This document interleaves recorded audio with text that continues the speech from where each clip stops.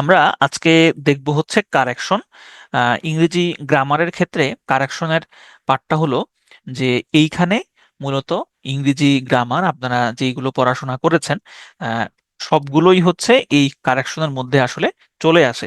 অর্থাৎ এতদিন ধরে আপনারা ইংরেজি গ্রামারের যেই টপিকগুলো পড়াশোনা করেছেন সেখান থেকে আসলে আমরা কারেকশন দেখব। তো কারেকশন গুলো আসলে পরীক্ষাতে কিভাবে সাধারণত কারেকশন থেকে প্রশ্ন হয় পরীক্ষাতে সাধারণত এরকম আসে পরীক্ষাতে যে চুজ দা কারেক্ট অ্যান্সার অথবা choose the incorrect answer. Correct answer অথবা ইনকারেক্ট অ্যান্সারটা বের করতে বলা হয় হ্যাঁ পরীক্ষাতে। তো এইখানে ওকে, তাহলে এই কারেকশনের পার্টটা একদিকে ইন্টারেস্টিং, যারা মোটামুটি গ্রামার একটু বুঝেন তাদের জন্য কিছুটা ইন্টারেস্টিং, কিন্তু যারা একটু গ্রামারে উইক বা একটু কম বুঝেন তাদের জন্য আবার এই জিনিসটা বেশ চ্যালেঞ্জিং। তবে আমরা আজকের ক্লাসে মোটামুটি চেষ্টা করব সেই চ্যালেঞ্জিং বিষয়টাকে বা চ্যালেঞ্জটাকে গ্রহণ করে কিভাবে আসলে কারেকশনে ভালো করা যায় বা কিভাবে কারেকশনগুলো আসলে করা যায় সেটা চেষ্টা করা। ওকে, চলেন আমরা কারেকশনের টপিকটা কয়টা সাব টপিকে আমরা ভাগ করেছি। শুরুতেই আমরা কারেকশনের যেই পোর্শনটা হচ্ছে দেখব সেটা হচ্ছে subject verb agreement. Subject verb agreement হচ্ছে সাবজেক্ট ভার্ব এগ্রিমেন্ট, এটার মানে এটা একটু আমাদেরকে বুঝতে হবে। দেখেন এখানে তিনটা শব্দ আছে, একটা হচ্ছে সাবজেক্ট, একটা হচ্ছে ভার্ব এবং আরেকটা হচ্ছে এগ্রিমেন্ট। এগ্রিমেন্ট মানে কি? এগ্রিমেন্ট মানে হচ্ছে চুক্তি।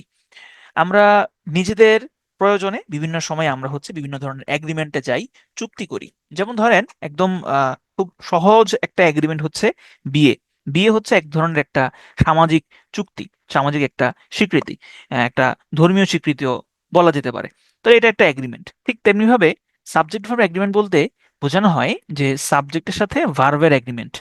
সেটা কেমন এগ্রিমেন্ট?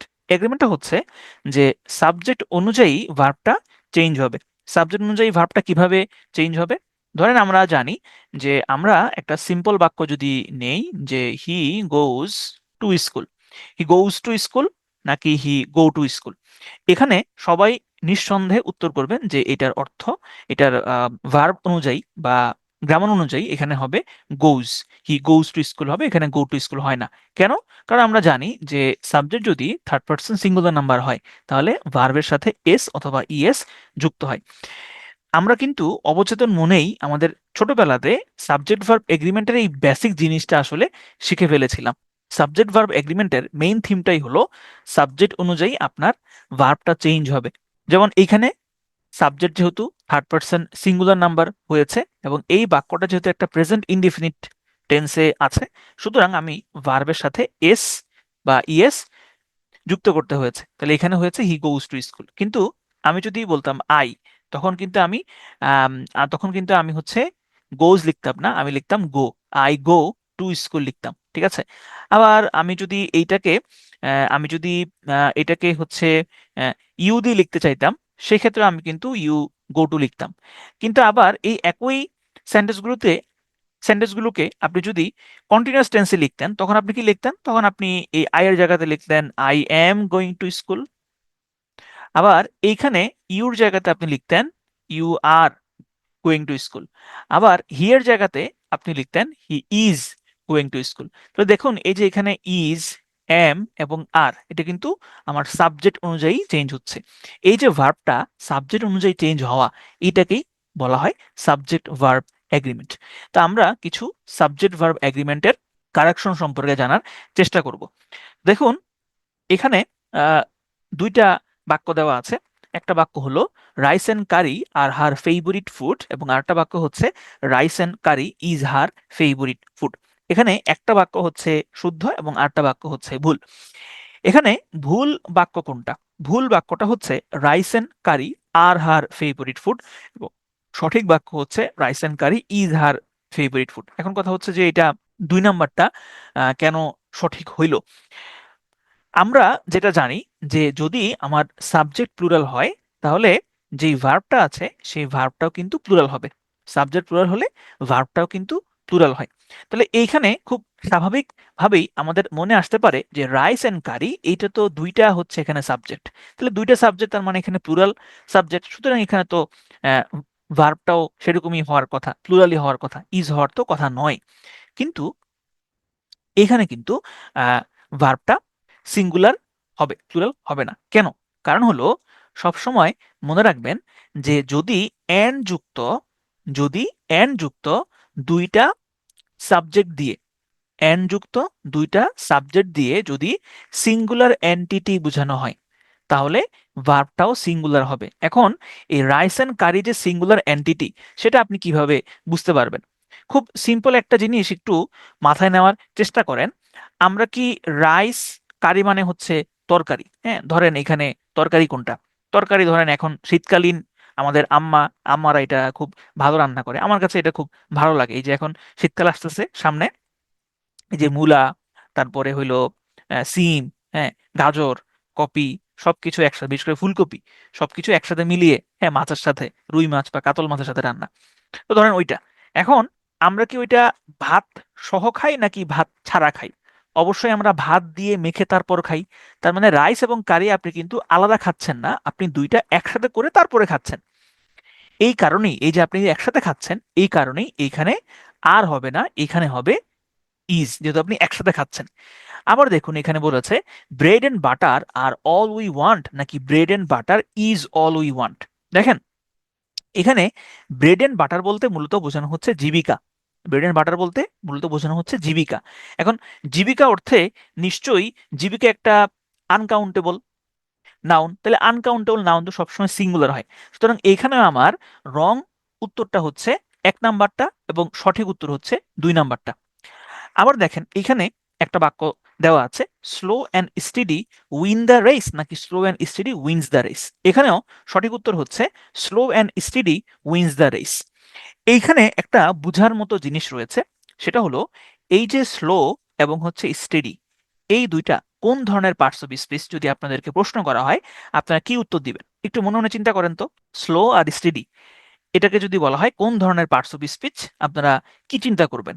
কোন ধরনের পার্টস অফ স্পিচ চিন্তা করবেন? কেউ চিন্তা করবেন হচ্ছে নাউন, কেউ চিন্তা করবেন হচ্ছে অ্যাডজেক্টিভ। এই দুইটার বাইরে তেমন চিন্তা করার কোনো কারণ নাই বা অপশনও তেমন একটা নাই। এখন প্রশ্ন হলো এই যে slow and steady, slow and steady এখানে আমি বললাম হচ্ছে উইন্স দ্য রেস, হ্যাঁ, এটা আমি বুঝলাম যে এখানে স্লো অ্যান্ড স্টেডি একজনকে বোঝানো হচ্ছে, এই কারণে এখানে উইন্স হয়েছে, এখানে উইন হয় নাই। কিন্তু একটা ব্যাপার কি, স্লো অর্থ কি? ধীর গতির, ধীর। স্টেডি মানে কি? স্থির। স্টেডি মানে কি? যে একদম স্থির, হ্যাঁ, ধীরস্থির বা সবসময় সে একই গতিতে চলে। তাহলে এই দুইটা তো অ্যাডজেক্টিভ, স্লো এন্ড স্টেডি দুইটাই হচ্ছে অ্যাডজেক্টিভ। আপনি কি কখনো এরকম কোথাও শুনেছেন যে অ্যাডজেক্টিভ সাবজেক্ট পজিশনে বসছে বা অ্যাডজেক্টিভ সাবজেক্ট হিসেবে কাজ করছে? অ্যাডজেক্টিভ কখনোই সাবজেক্ট হিসেবে কাজ করতে পারে না, সাবজেক্ট পজিশনে সে কখনোই বসতে পারে না। তাহলে এইখানে কেন সাবজেক্ট পজিশনে অ্যাডজেক্টিভ বসলো? এখানে কি ভুল হয়েছে? না, এখানে ভুল হয় নাই। তাহলে কি হয়েছে? এখানে এটা একটা প্রবাদ বাক্য। মূলত বাক্যটা ছিল এইরকম, slow and steady, slow and steady individual. বাক্যটা ছিল স্লো অ্যান্ড স্টেডি ইন্ডিভিজুয়াল অথবা slow and steady one wins the race. এই যে ইন্ডিভিজুয়াল শব্দটা, এইটা এই প্রবাদ বাক্যটাতে উল্লেখ নাই। এই কারণে আমরা স্লো অ্যান্ড স্টেডি এই দুইটাকে একসাথে সাবজেক্ট পজিশনে পাচ্ছি।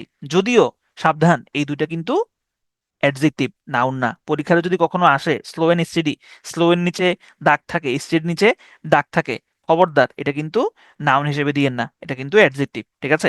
তাহলে এখানে একজনকেই বোঝানো হচ্ছে, এই কারণে এখানে উইন্স হয়েছে, উইন হয় নাই।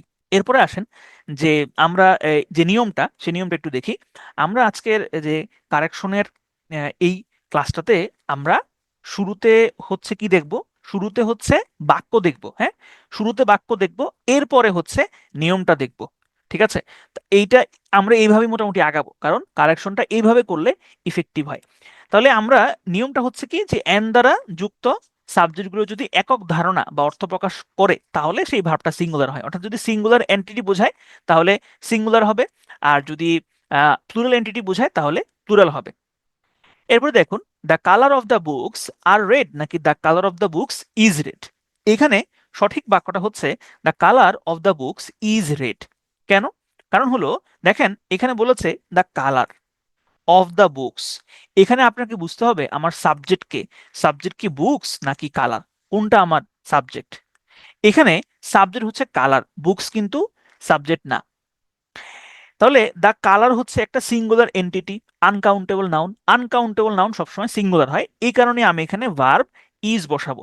আরেকটা বাক্য আপনি দেখেন, আচ্ছা একটু পরে আরো কিছু এক্সাম্পল আছে। তাহলে এখানে মেইন থিমটা হচ্ছে আপনার সাবজেক্ট যদি সিঙ্গুলার হয় তাহলে ভার্বও সিঙ্গুলার হবে। সিঙ্গুলার ভার্ব আবার মানে কি? ভার্বের মধ্যে কি আবার সিঙ্গুলার প্লুরাল আছে? ভার্বের সিঙ্গুলার বা প্লুরাল বলতে বোঝানো হয়েছে যে সিঙ্গুলার সাবজেক্টের সাথে যেই ভার্ব বসে সেটাই হচ্ছে সিঙ্গুলার ভার্ব, আর প্লুরাল ভার্বের সাথে যেরকম ভার্ব বসে সেটাই হচ্ছে প্লুরাল ভার্ব। যেমন দেখুন এইখানে এই যে আর, আর হচ্ছে একটা প্লুরাল ভার্ব, আর এই যে ইজ, ইজ হচ্ছে একটা সিঙ্গুলার ভার্ব। ঠিক আছে, তাহলে এখানে আমার দ্য কালার হচ্ছে আমার সাবজেক্ট, অফ দ্য বুকস এটা কিন্তু আমার সাবজেক্ট না। হ্যাঁ, এই কালারের একটা প্রেপোজিশনাল ফ্রেজ হচ্ছে অফ দ্য বুকস, এই কারণেই দ্য কালার অনুযায়ী আমি ভার্বটা চেঞ্জ করেছি। ওকে, এরপর আসেন দেখেন এখানে কি বলেছে, 3/4 of the work have been done, 3/4 of the work has been done. তাহলে 3/4 অর্থ কি? 3/4 অর্থ হচ্ছে 3/4, একটা কাজের 3/4 শেষ হয়েছে। ঠিক আছে, তাহলে 3/4 of the work have been done নাকি 3/4 of the work has been done. আপনারা নাউনের ক্লাসে দেখেছিলেন এই ওয়ার্ক কি আনকাউন্টেবল নাউন নাকি কাউন্টেবল নাউন? আপনাদের অবশ্যই মনে আছে ওয়ার্ক শব্দটা হচ্ছে একটা আনকাউন্টেবল নাউন, এবং ওয়ার্কের পাশাপাশি আরেকটা শব্দ ছিল জব, এই জব শব্দটা হচ্ছে কাউন্টেবল, আর ওয়ার্ক হচ্ছে আনকাউন্টেবল। এবং আনকাউন্টেবল নাউন সবসময় কি হয়? সিঙ্গুলার হয়। তাহলে আমার এখানে সঠিক উত্তরটা হচ্ছে 3/4 of the work has been done. আরেকটা বাক্য দেখেন, 2/3 of the students are absent নাকি 2/3 of the student is absent. এখানে সঠিক উত্তর কোনটা হবে? সঠিক উত্তর হবে 2/3 of the students are absent. এখন কথা হচ্ছে এই জিনিসগুলো আমি কিভাবে সঠিক বলছি আর কিভাবে এটা ভুল বলছি। দেখেন এখানে কাহিনীটা হচ্ছে প্রথম যে ভগ্নাংশটা, এই ভগ্নাংশের উপরে কখনোই ভার্ব নির্ভর করে না। আবারও কান খুলে শুনে রাখুন, কান কিভাবে খুলবেন, কান তো খোলা যায় না, মানে মানে মনোযোগ দিয়ে শুনবেন আর কি। ঠিক আছে, 2/3 of the students are absent, এখানে আমার এই ভগ্নাংশের উপরে ভার্বটা নির্ভর করবে না, ভার্ব নির্ভর করবে আমার সাবজেক্ট কি আছে তার উপরে। ঠিক আছে, এখন এই যে 2/3 কে দেখতে প্লুরাল মনে হচ্ছে কারণ এখানে 2/3 রয়েছে। ঠিক আছে, কিন্তু আমার যে স্টুডেন্টস আছে সেটার দিকে আমার খেয়াল রাখতে হবে, স্টুডেন্টসটা হচ্ছে আমার মেইন জিনিস। ঠিক আছে, এখন এটা প্যাচটা লাগে কোন জায়গায়? ওই যে একটু আগে বলেছিলাম the colour of the books, আপনারা তখন ওই অফ দ্য বুকসের সাথে এই অফ দ্য স্টুডেন্টসকে মিলিয়ে ফেলেন, কিন্তু এটার সাথে ওইটাই কিন্তু মিলানো যাবে না। তাহলে এখানে আমার ভগ্নাংশের উপরে কখনোই ভার্ব নির্ভর করবে না, ভার্ব নির্ভর করবে যে নাউন থাকে সেই নাউনটার উপরে। নাউন যদি সিঙ্গুলার হয় তাহলে ভার্ব হবে সিঙ্গুলার, নাউন যদি প্লুরাল হয় তাহলে ভার্বটা হবে প্লুরাল। আচ্ছা, এখন দেখেন এখানে আরো দুইটা বাক্য দেওয়া আছে, a flock of birds are flying নাকি a flock of birds is flying. A flock মানে কি? ফ্লক মানে হচ্ছে ঝাঁক, পাখির ঝাঁক। ঠিক আছে, পাখির যে ঝাঁক সেটাকে বলা হয় ফ্লক। তাহলে এখানে আমি কি ইজ বসাবো নাকি আর বসাবো? এখানে যেহেতু স্পষ্ট করে দেওয়া আছে যে পাখির একটা ঝাঁক, আ ফ্লক অফ বার্ডস, একটা ঝাঁক, সুতরাং এখানে সিঙ্গুলার এন্টিটিকেই বোঝানো হচ্ছে। তাহলে আমি সঠিক উত্তর দেখাবো a flock of birds is fly. আবার দেখুন বলেছে the committee has elected its chairman, the committee have elected its chairman. এখানে কোনটা হবে? এখানেও ভুল অপশনটা হচ্ছে বি নাম্বার, কারণ আমরা জানি যে দ্য কমিটি, এই কমিটি হচ্ছে একটা সিঙ্গুলার এন্টিটি এবং কমিটি হচ্ছে কাউন্টেবল নাউন। তাহলে এখানে তো এই কমিটি যে প্লুরাল এটা তো কোনোভাবেই বোঝা যাচ্ছে না, সুতরাং এটা সিঙ্গুলার, তাহলে সিঙ্গুলার হলে আমরা হ্যাজ বসাই, the committee has elected its chairman. The class is divided into two division নাকি the class are divided into two division. সঠিক উত্তরটা হচ্ছে the class are divided into two divisions. তাহলে এই যে দ্য ক্লাস বলেন, ফ্লক বলেন, কমিটি বলেন, দুই এই সবগুলো শব্দই কিন্তু হচ্ছে কালেকটিভ নাউন, সবগুলো শব্দ হচ্ছে কালেকটিভ নাউন। এখন আপনারা নিশ্চয়ই নাউনের ক্লাসে পড়েছেন যে collective noun maximum maximum collective নাউনই সিঙ্গুলার ভার্ব গ্রহণ করে, ম্যাক্সিমাম কালেকটিভ নাউনই হচ্ছে সিঙ্গুলার ভার্ব গ্রহণ করে। কিন্তু এই কালেকটিভ নাউনগুলো দিয়ে যদি একটা সিঙ্গুলার এন্টিটি না বুঝিয়ে তাদের মধ্যে একটা ভাঙন আছে, তাদের মধ্যে গ্রুপ আছে, ডিভাইডেশন আছে, সেটা বোঝানো হয়, তখন কিন্তু ভার্বটা হবে প্লুরাল। এখন এই ভাগটা আপনি কেমনে বুঝবেন? যে এই যে দ্য ক্লাসের মধ্যে যে ভাগ আছে সেটা আপনি কিভাবে বুঝবেন? ক্লাসের মধ্যে যদি ভাগ থাকে সেটা স্পষ্ট করে সেন্টেন্সে উল্লেখ থাকবে। যেমন দেখুন এখানে বলেছে দ্য ক্লাস, ধরেন এইটা নাই, এই যে আরটা এখানে নাই, বললো the class dash divided into two divisions. ঠিক আছে, তাহলে এখানে বলছে যে দুইটা ভাগে ইনটু টু ডিভিশনস, দুইটা ভাগে ভাগ হয়ে গিয়েছে।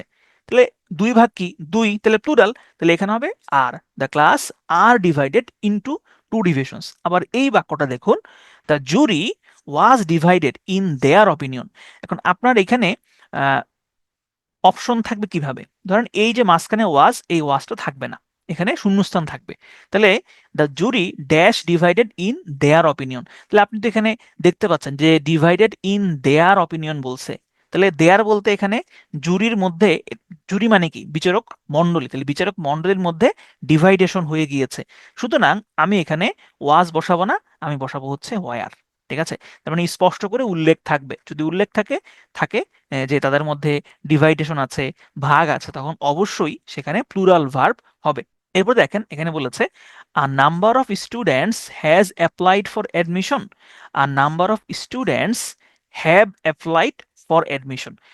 এমনিতে নর্মালি দেখলে এই দুইটা বাক্যকেই সঠিক বলে মনে হচ্ছে, কিন্তু যেহেতু আমরা কারেকশনের ক্লাস করতেছি তাহলে নিশ্চয়ই একটা বাক্য হচ্ছে ভুল, দুইটা এবং একটা বাক্য ভুল এবং একটা বাক্য হচ্ছে সঠিক। এখানে ভুল বাক্যটা হলো a number of students has applied for admission. কেন ভুল একটু পরে বলছি।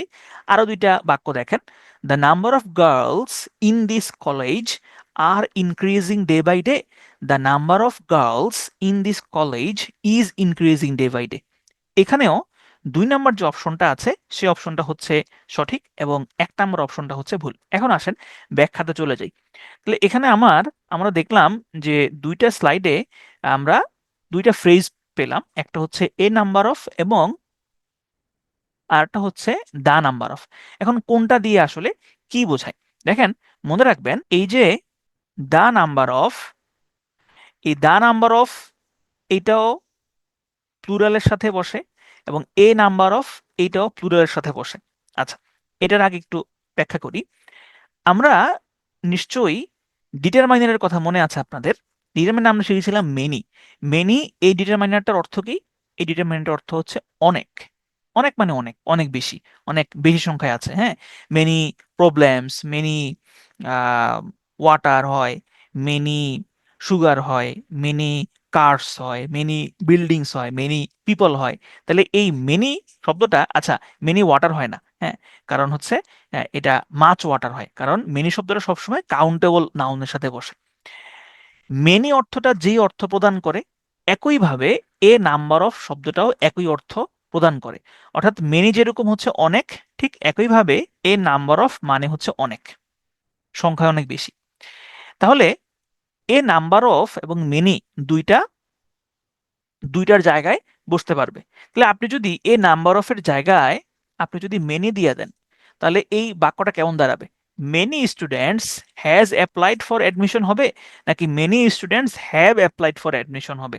অবশ্যই হবে 2 নাম্বারটা, many students applied for admission. আচ্ছা, তাহলে মেনির ব্যাপারটা বোঝা গেল, এই নাম্বার অফের ব্যাপারটাও বোঝা গেল। এই নাম্বার অফের সাথে সবসময় প্লুরাল নাউন বসে বা প্লুরাল সাবজেক্ট বসে এবং সেখানে ভার্বটাও প্লুরাল হয়। আচ্ছা, এবার আসেন দা নাম্বার অফ এর কাছে।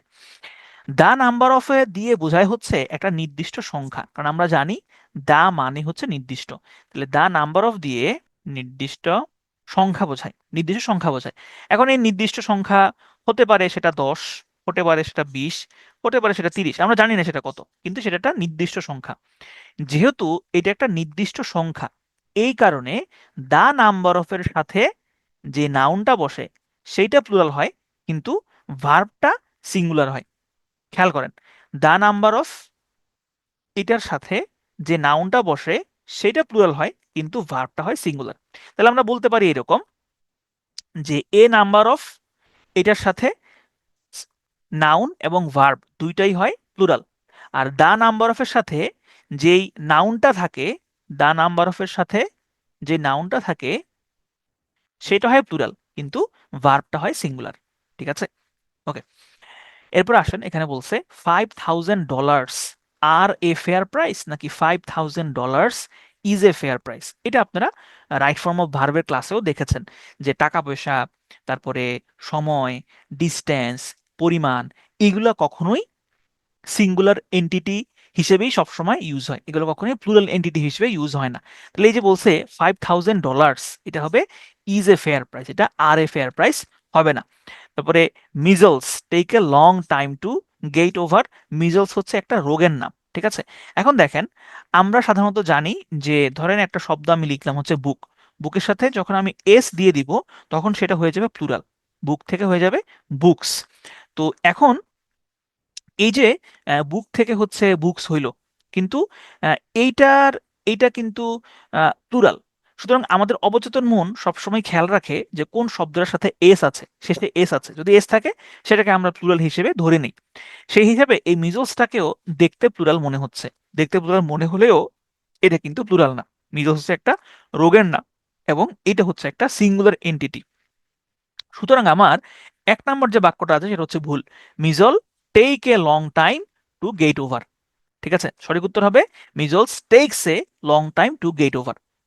আরেকটা বাক্য দেখেন, the United States of America are a rich country নাকি ইজ এ রিচ কান্ট্রি। এটা মোটামুটি সবাই পারবেন, এটা সঠিক উত্তর হবে ইজ এ রিচ কান্ট্রি। কারণ এখানে আর এ রিচ কান্ট্রি হওয়ার তো কোনো কারণই নাই, কারণ the United States of America এটা একটা সিঙ্গুলার এন্টিটি, সিঙ্গুলার দেশ। কিন্তু অনেকে যেটা ভুল করেন কেউ কেউ, সেটা হচ্ছে এই যে স্টেটস দেখে, কারণ স্টেট সিঙ্গুলার আর স্টেটস হচ্ছে প্লুরাল। আচ্ছা, তাহলে এখানে মেইন থিমটা কি? মেইন থিমটা হচ্ছে এই যে dollars, measles, Gulliver's travels, United states, এগুলো দেখতে প্লুরাল মনে হলেও এগুলা কিন্তু সিঙ্গুলার, এবং এদের ভার্বও সবসময় সিঙ্গুলার হবে, এগুলো কখনোই প্লুরাল হবে না। আচ্ছা, এরপর দেখেন, she or her brother are brilliant নাকি she or her brother is brilliant. এখানে সঠিক উত্তর কোনটা হবে? এখানে সঠিক উত্তরটা হচ্ছে she or her brother is brilliant. এখন এইখানে খুব একটা সমস্যা আসলে হয় না, কারণ এখানে যেহেতু বলছে সে অথবা তার ভাই, সুতরাং এখানে যে কোনো একটাকে আমি সাবজেক্ট হিসেবে ধরবো। তো যেহেতু এখানে দুইটাই সিঙ্গুলার আছে, সুতরাং আমি এখানে সহজ সরলভাবে সিঙ্গুলার ভার্বটাই বসাই দিব, এটা এখানে খুব একটা চ্যালেঞ্জিং কোনো বিষয় নাই। চ্যালেঞ্জিং বিষয়টা হয় কোন জায়গাতে? দেখেন, এখানে বলেছে not Kabir but Karim is happy নাকি not Kabir but Karim are happy. এখানেও বলছে যে কবির নয় কিন্তু করিম, কবির নয় কিন্তু করিম ইজ হ্যাপি, সুখী। তাহলে এখানে আমরা দেখছি যে বাটের আগে পরে দুইটাই সিঙ্গুলার এন্টিটি আছে, এবং যে কোনো একটাকে বোঝানো হচ্ছে, সুতরাং এখানে ইজ হবে, এটাও কোনো সমস্যা নাই। তাহলে এখানে আসলে আমার নিয়মটা কি?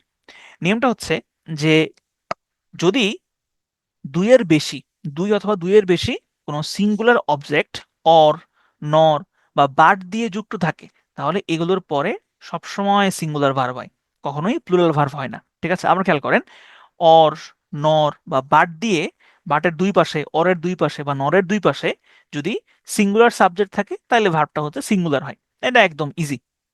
আচ্ছা, এইখানে একটু পেঁচটা লাগে, যে he or his brothers has done it নাকি he or his brothers have done it. এইখানে হচ্ছে আমি কোনটা দিব? এইখানে সঠিক উত্তরটা হচ্ছে he or his brothers have done it. কেন? কারণ হচ্ছে আমার দেখেন এখানে বলছে হিজ ব্রাদার্স, হিজ ব্রাদার্স এখানে প্লুরাল, প্লুরাল আছে, এই কারণেই আমার এখানে হ্যাভ হয়েছে। এখন প্রশ্ন থাকতে পারে যে তাইলে এই হি কি দোষ করলো? হিকে আমি কেন সাবজেক্ট হিসেবে ধরলাম না? আমার ইচ্ছা হয়েছে আমি হিকে ধরবো, হিকে ধরে আমি এখানে হ্যাজ দিব, তাইলেই তো হইলো, তাহলে তো আমারটাও তো সঠিক হইতে পারতো। কিন্তু এখানে নিয়মটা হচ্ছে ফলো করতে হবে। নিয়মটা হইলো যে এই অর, বাট, নো, এগুলা দিয়া যদি এরকম দেখেন যে একটা সিঙ্গুলার এবং একটা হচ্ছে প্লুরাল, এই যে দেখেন এখানে not only Runa but also her friends, তাহলে হার ফ্রেন্ডস হচ্ছে প্লুরাল। একটু আগে যেটা দেখেছিলেন হিজ ব্রাদার্স, হিজ ব্রাদার্স হচ্ছে প্লুরাল, এটাও হচ্ছে এখানে প্লুরাল আছে। যদি এরকম একটা সিঙ্গুলার এবং দুইটা প্লুরাল থাকে, তাহলে সবসময় ভার্বের কাছের যে সাবজেক্টটা থাকে সেই সাবজেক্ট অনুযায়ী হচ্ছে ভার্বটা চেঞ্জ হয়। খেয়াল করেন হচ্ছে কি বললাম, যে যদি দেখা যায় যে অর এবং হচ্ছে নট অনলি বাট অলসো, হ্যাঁ, অথবা আরো কিছু আছে যেমন হচ্ছে আইদার, অর, অথবা হচ্ছে নাইদার, নর, ঠিক আছে, এগুলো যদি হয় এখানে জি হবে না। এগুলো যদি থাকে তাহলে সবসময় মনে রাখবেন শেষের যে সাবজেক্টটা, সেই শেষের সাবজেক্টটা অনুযায়ী ভার্বটা চেঞ্জ হবে। তাহলে শেষের সাবজেক্ট এখানে কোনটা, হার ফ্রেন্ডস, এখানে শেষের সাবজেক্ট কোনটা, হিজ ব্রাদার্স, তাহলে সেটা অনুযায়ী হচ্ছে ভার্বটা চেঞ্জ হবে, ঠিক আছে। এরপরে বাসেন, এখানে বলছে every man and women are satisfied, নাকি every man and women is satisfied. Every, এই শব্দটা এবং এখানে আরেকটা শব্দ আছে সেটা হচ্ছে ইচ। ইচ এবং হচ্ছে এভরি, এই দুইটা শব্দই সবসময় হচ্ছে সিঙ্গুলার হয়, দুটো শব্দই সবসময় সিঙ্গুলার হয়। তাহলে সিঙ্গুলারের সাথে কোন ভার্ব বসবে, সিঙ্গুলার ভার্ব বসবে, তাহলে সঠিক উত্তর হচ্ছে every man and women is satisfied, ঠিক আছে। তাহলে এই সিম্পল জিনিসটাই মাথায় রাখবেন, এভরি মানে প্রত্যেককে বোঝায়, ইচ মানে প্রত্যেককে বোঝায়, তাহলে ইচ প্রত্যেক, এভরি প্রত্যেক, তার মানে কি সিঙ্গুলার, তাহলে সবসময় হচ্ছে সিঙ্গুলার এন্টিটি বসবে, ঠিক আছে। আচ্ছা, তাহলে এটাও সেম হবে, each each girl and boy have got a prize, নাকি each girl and boy has got a prize, সঠিক উত্তর হবে each boy and girl has got a prize, ঠিক আছে। তাহলে সবসময় হচ্ছে ইজ এবং এভরি সবসময় সিঙ্গুলার এন্টিটি হবে, ঠিক আছে। আচ্ছা, এখন দেখেন very few students is as good as you, নাকি very few students are as good as you. আপনারা ওই যে ফিউ, তারপরে হচ্ছে এ ফিউ, এরপরে হচ্ছে ভেরি ফিউ, এগুলার নিয়মটা আপনারা দেখেছিলেন, আপনারা অবশ্যই মনে আছে। ফিউ মানে কি, ফিউ মানে হচ্ছে যে নেই বললেই চলে। এ ফিউ মানে কি, আছে অল্প কিছু।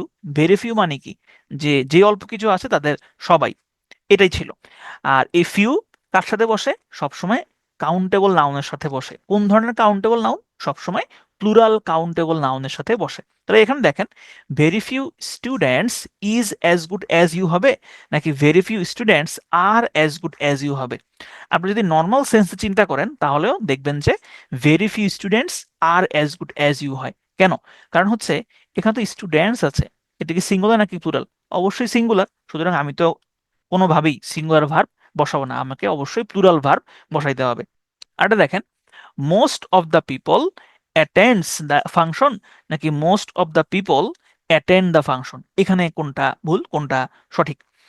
দেখেন সবসময় মনে রাখবেন ভার্বটা কার উপরে ডিপেন্ড করে, সাবজেক্টের উপরে ডিপেন্ড করে। এখানে সাবজেক্ট কে, সাবজেক্ট হচ্ছে পিপল, তাহলে পিপল কি সিঙ্গুলার নাকি প্লুরাল, পিপল হচ্ছে প্লুরাল, তাহলে এখানে কি হবে, এখানেও যেই ভার্বটা আছে সেটা প্লুরালই হবে, সেটা সিঙ্গুলার হবে না। তাহলে সঠিক উত্তর হচ্ছে most of the people attend the function. কারণ এখানে তো বলছে মোস্ট অফ দ্য পিপল, এখন মোস্ট অফ দ্য পিপল বলতে পিপল কি এক দুইজনে হয় পিপল, না, পিপল মানে কি জনগণ, তাহলে জনগণ এখানে নিশ্চয়ই অনেক বেশি মানুষ আছে, অনেক মানুষ আছে, তাহলে অনেক মানুষের মধ্যে কিছু, মোস্ট অফ দ্য, সেটা নিশ্চয়ই হচ্ছে ওয়ান না, একজন না, অনেকজন, ঠিক আছে। এই কারণেই আমরা এখানে ভার্বটাও বলবো প্লুরাল, ভার্বটা কখনোই সিঙ্গুলার হবে না। আচ্ছা, ঠিক সেম ভাবে majority of the people of Bangladesh is poor, নাকি আর পুয়ার, তাহলে এটাও সিম্পল, এটা হবে আর পুয়ার, কারণ এখানে ইজ হওয়ার কোনো চান্সই নাই, ঠিক আছে। আচ্ছা, এরপরে দেখেন কি বলছে, gold is one of the most precious metal, নাকি gold is one of the most precious metals, এখানে কি হবে, দেখেন খুব ভালো করে খেয়াল করেন, এখানে বলছে যে গোল্ড, স্বর্ণ, is one of the most precious metal, তার মানে গোল্ড হচ্ছে মূল্যবান ধাতুগুলোর মধ্যে অন্যতম। তার মানে মূল্যবান যেই ধাতু আছে সেটা কি একটা, না একটা না, পৃথিবীতে গোল্ডের থেকেও দামি অনেক কিছু আছে, যেমন হীরা, ডায়মন্ড, ডায়মন্ড কিন্তু গোল্ডের থেকেও দামি। আপনি কিন্তু চাইলে বাসায় বসেও ডায়মন্ড তৈরি করতে পারবেন। বলে কিভাবে তৈরি করবেন, এই যে হাতের কাছে আপনার খুব সহজলভ্য একটা জিনিস আছে, যেটা দিয়ে আপনি ডায়মন্ড তৈরি করতে পারবেন। যেমন হচ্ছে আপনার সেই সহজলভ্য জিনিসটা হচ্ছে গ্রাফাইট। গ্রাফাইট কোথায় থাকে, ওই যে পেন্সিলের যে শীষ, সেই পেন্সিলের শীষটাই হচ্ছে গ্রাফাইট। গ্রাফাইটকে যদি আপনি প্রচুর পরিমাণে চাপ দেন, প্রচুর পরিমাণে তাপ দেন, তাহলে সে কিন্তু আহ ডায়মন্ডে পরিণত হইতে পারবে, ঠিক আছে। সুতরাং কেউ চাইলে হচ্ছে যে আপনারা কিন্তু এই গ্রাফাইট থেকে ডায়মন্ড প্রস্তুত করতে পারেন।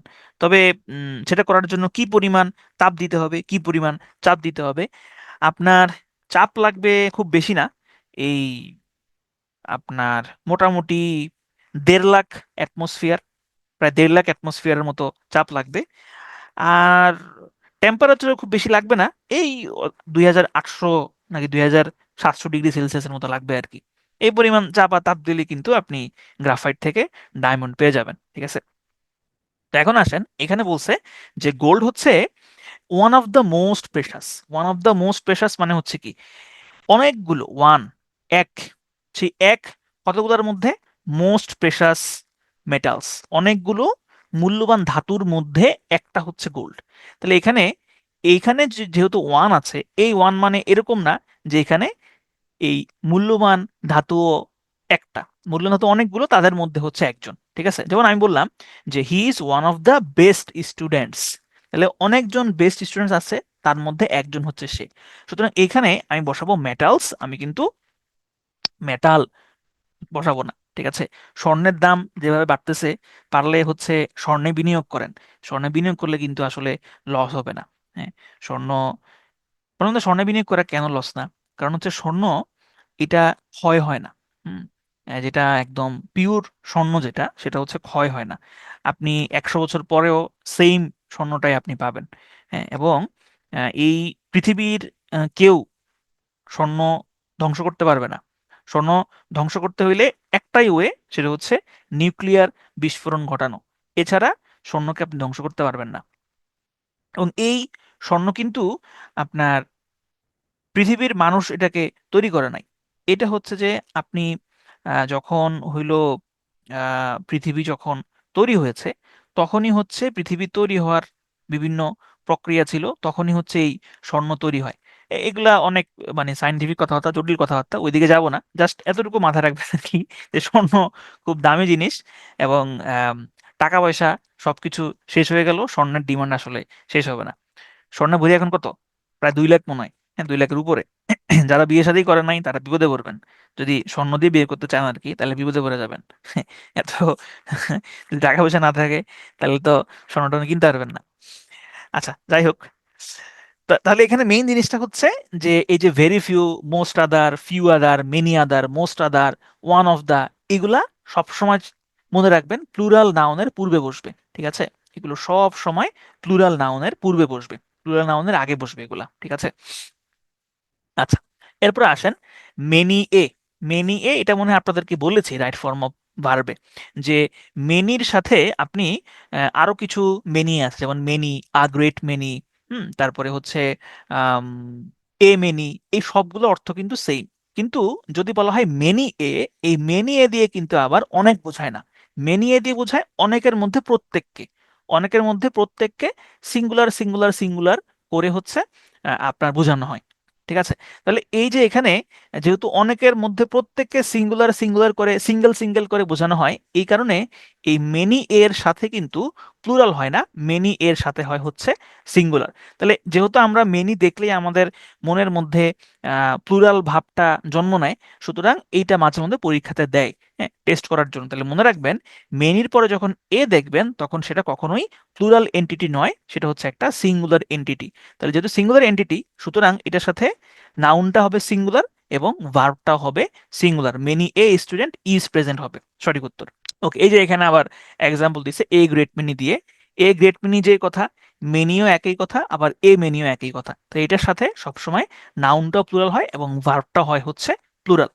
তাহলে এই যে এখানে এটার বর্ণনা করা আছে। আচ্ছা, এইটা একটু আপনারা বলেন, যদি 1 নাম্বার সঠিক হয় তাইলে হচ্ছে লাইক চিহ্ন দেন, আর যদি 2 নাম্বার সঠিক হয় তাহলে লাভ চিহ্ন দেন। দেখি আপনারা পারেন কিনা, এর মধ্যে কোনটা সঠিক। কেউ লাভ দিচ্ছেন, কেউ লাইক দিচ্ছেন। ওকে, এটা আপনারা একটু আগে দেখেছেন, এটা আগে একটু একটু আগে আপনারা দেখেছেন। তাহলে কি বলবো, এই যে লাভ চিহ্ন জয়যুক্ত হয়েছে, লাভ জয়যুক্ত হয়েছে, লাভ জয়যুক্ত হয়েছে, অতএব সর্বসম্মতিক্রমে এই সংসদ দ্বিতীয় বাক্যটিকে সঠিক বলে ধরে নিচ্ছে, এরকম। এরকম। আচ্ছা, তাহলে এখানে, হ্যাঁ, তাহলে সঠিক উত্তরটা হচ্ছে 1/3 of the oranges are eaten হবে, আর 2/3 of the orange are eaten হয় না। কারণ আমরা একটু আগেই দেখেছিলাম যে কখনোই ভগ্নাংশের উপরে ভার্ব নির্ভর করে না, ভার্ব নির্ভর করে হচ্ছে নাউনের উপরে। তাহলে এখানে এই বাক্যটা সঠিক হইতো কখন, যদি আমি লিখতাম এরকম যে 2/3 of the orange is eaten. কারণ তখন বোঝানো হইতো যে একটা অরেঞ্জ, এ হচ্ছে একটা অরেঞ্জ, এটার 2/3, এটার 2/3, এই 2/3 হচ্ছে খাওয়া হয়েছে। ঠিক আছে, এটার এই 2/3 হচ্ছে খাওয়া হয়েছে। আর এখানে বলছে 1/3 অফ অরেঞ্জেস আর ইটেন। এখানে বলা হয়েছে যে ধরেন যে 9টা কমলা আছে, এই 9টা কমলার মধ্যে হচ্ছে 3টা খাওয়া হয়েছে। 1/3, 9-এর 1/3 হচ্ছে 3টা হয়, তাহলে 3টা খাওয়া হয়েছে, তাহলে 3 এটা তো প্লুরাল, এই কারণে এখানে প্লুরাল হবে। তাহলে আমরা মোটামুটি এটা জানি। ওকে, এখন আসেন আমরা দেখবো হচ্ছে number related problem. Number related problem মানে কি? নাম্বার মানে কি? নাম্বার মানে হচ্ছে বচন, এক বচন, বহু বচন। তাহলে দেখেন এখানে বলছে insects can give birth to thousands of offsprings at a time, নাকি insects can give birth to thousands of offspring at a time. এখানে সঠিক উত্তরটা হচ্ছে insect can give birth to thousand of offspring, offspring, not of springs, কারণ of springs হয় না, সঠিক উত্তর হবে অফ স্প্রিং। কেন সঠিক উত্তর অফ স্প্রিং হবে? কারণ হলো যে কিছু কিছু শব্দ আছে, যেমন offspring, 100, 1000, million, dozen, score, sheep, deer, swine, cannon, series, এগুলা সবসময় সিঙ্গুলার এবং প্লুরাল দেখতে একই রকম হয়। অর্থাৎ ধরেন আপনি এখানে বললেন অফস্প্রিং, তাহলে আপনি যদি এটাকে প্লুরাল করতে চান তাহলে অফস্প্রিংস বলতে পারবেন না। ঠিক আছে, ধরেন এই যে শিপ, হ্যাঁ, শিপকে আপনি কখনো শিপস বলতে পারবেন না, ডিয়ারকে আপনি কখনো ডিয়ার্স বলতে পারবেন না। ইংরেজি ভাষাটা আসলে অদ্ভুত, বুঝছেন? ধরেন এই যে আহ, আমরা এরকম বলি, যেমন ধরেন কি বলা যায়, হ্যাঁ, এই যে টুথ, হ্যাঁ, টুথ, টুথ কি সিঙ্গুলার নাকি টুথ হচ্ছে আপনার প্লুরাল? টুথ মানে হচ্ছে দাঁত। আমরা তো বলি না যে আম, আমরা টুথপেস্ট বলি, ঠিক না? আমরা তো আর হচ্ছে টিথ পেস্ট বলি না, ঠিক না? তার মানে এখানে এখানে হচ্ছে যে টুথ এটা হচ্ছে সিঙ্গুলার, আর টিথ এটা হচ্ছে প্লুরাল। তাহলে টিথ থেকে টুথ। এখন আমি যদি এইটার হিসাবে বলি যে টিথ এখানে ডাবল ই আছে, এটা প্লুরাল, তাহলে টুথ হচ্ছে সিঙ্গুলার, তাহলে সেই হিসাবে তো আমি এখানে বলতে পারি সুপ, ঠিক না? সুপের এই শিপের হচ্ছে আপনার শিপের সিঙ্গুলার ফর্ম হচ্ছে সুপ, সুপ হওয়ার কথা, কিন্তু ওভাবে আসলে মিলে না। তো সেটাই হোক, এখানে মেন থিমটাই হচ্ছে যে শিপ এবং হচ্ছে ডিয়ার, সোয়াইন, ক্যানন, এগুলো সবসময় সিঙ্গুলার প্লুরাল আসলে একই রকম হয়, এগুলো কোনো চেঞ্জ হয় না। ঠিক আছে, তবে এখানে ছোট্ট একটা টুইস্ট আছে। সেই টুইস্টটা হচ্ছে মাঝে মধ্যে আপনি এই 100, তারপরে 1000, মিলিয়ন, ডোজেন, এগুলোর সাথে আপনি এস দেখতে পারেন, তবে সেগুলো আসলে প্লুরাল হিসেবে ইউজ হয় না। ধরেন আমরা এরকম এরকম আমরা বলি না যে আপনার ওই যে হাজার হাজার মানুষ, লাখ লাখ মানুষ, এরকম আমরা বলি না? প্রায় কিন্তু আমরা বলি যে হাজার হাজার মানুষ, লাখ লাখ মানুষ।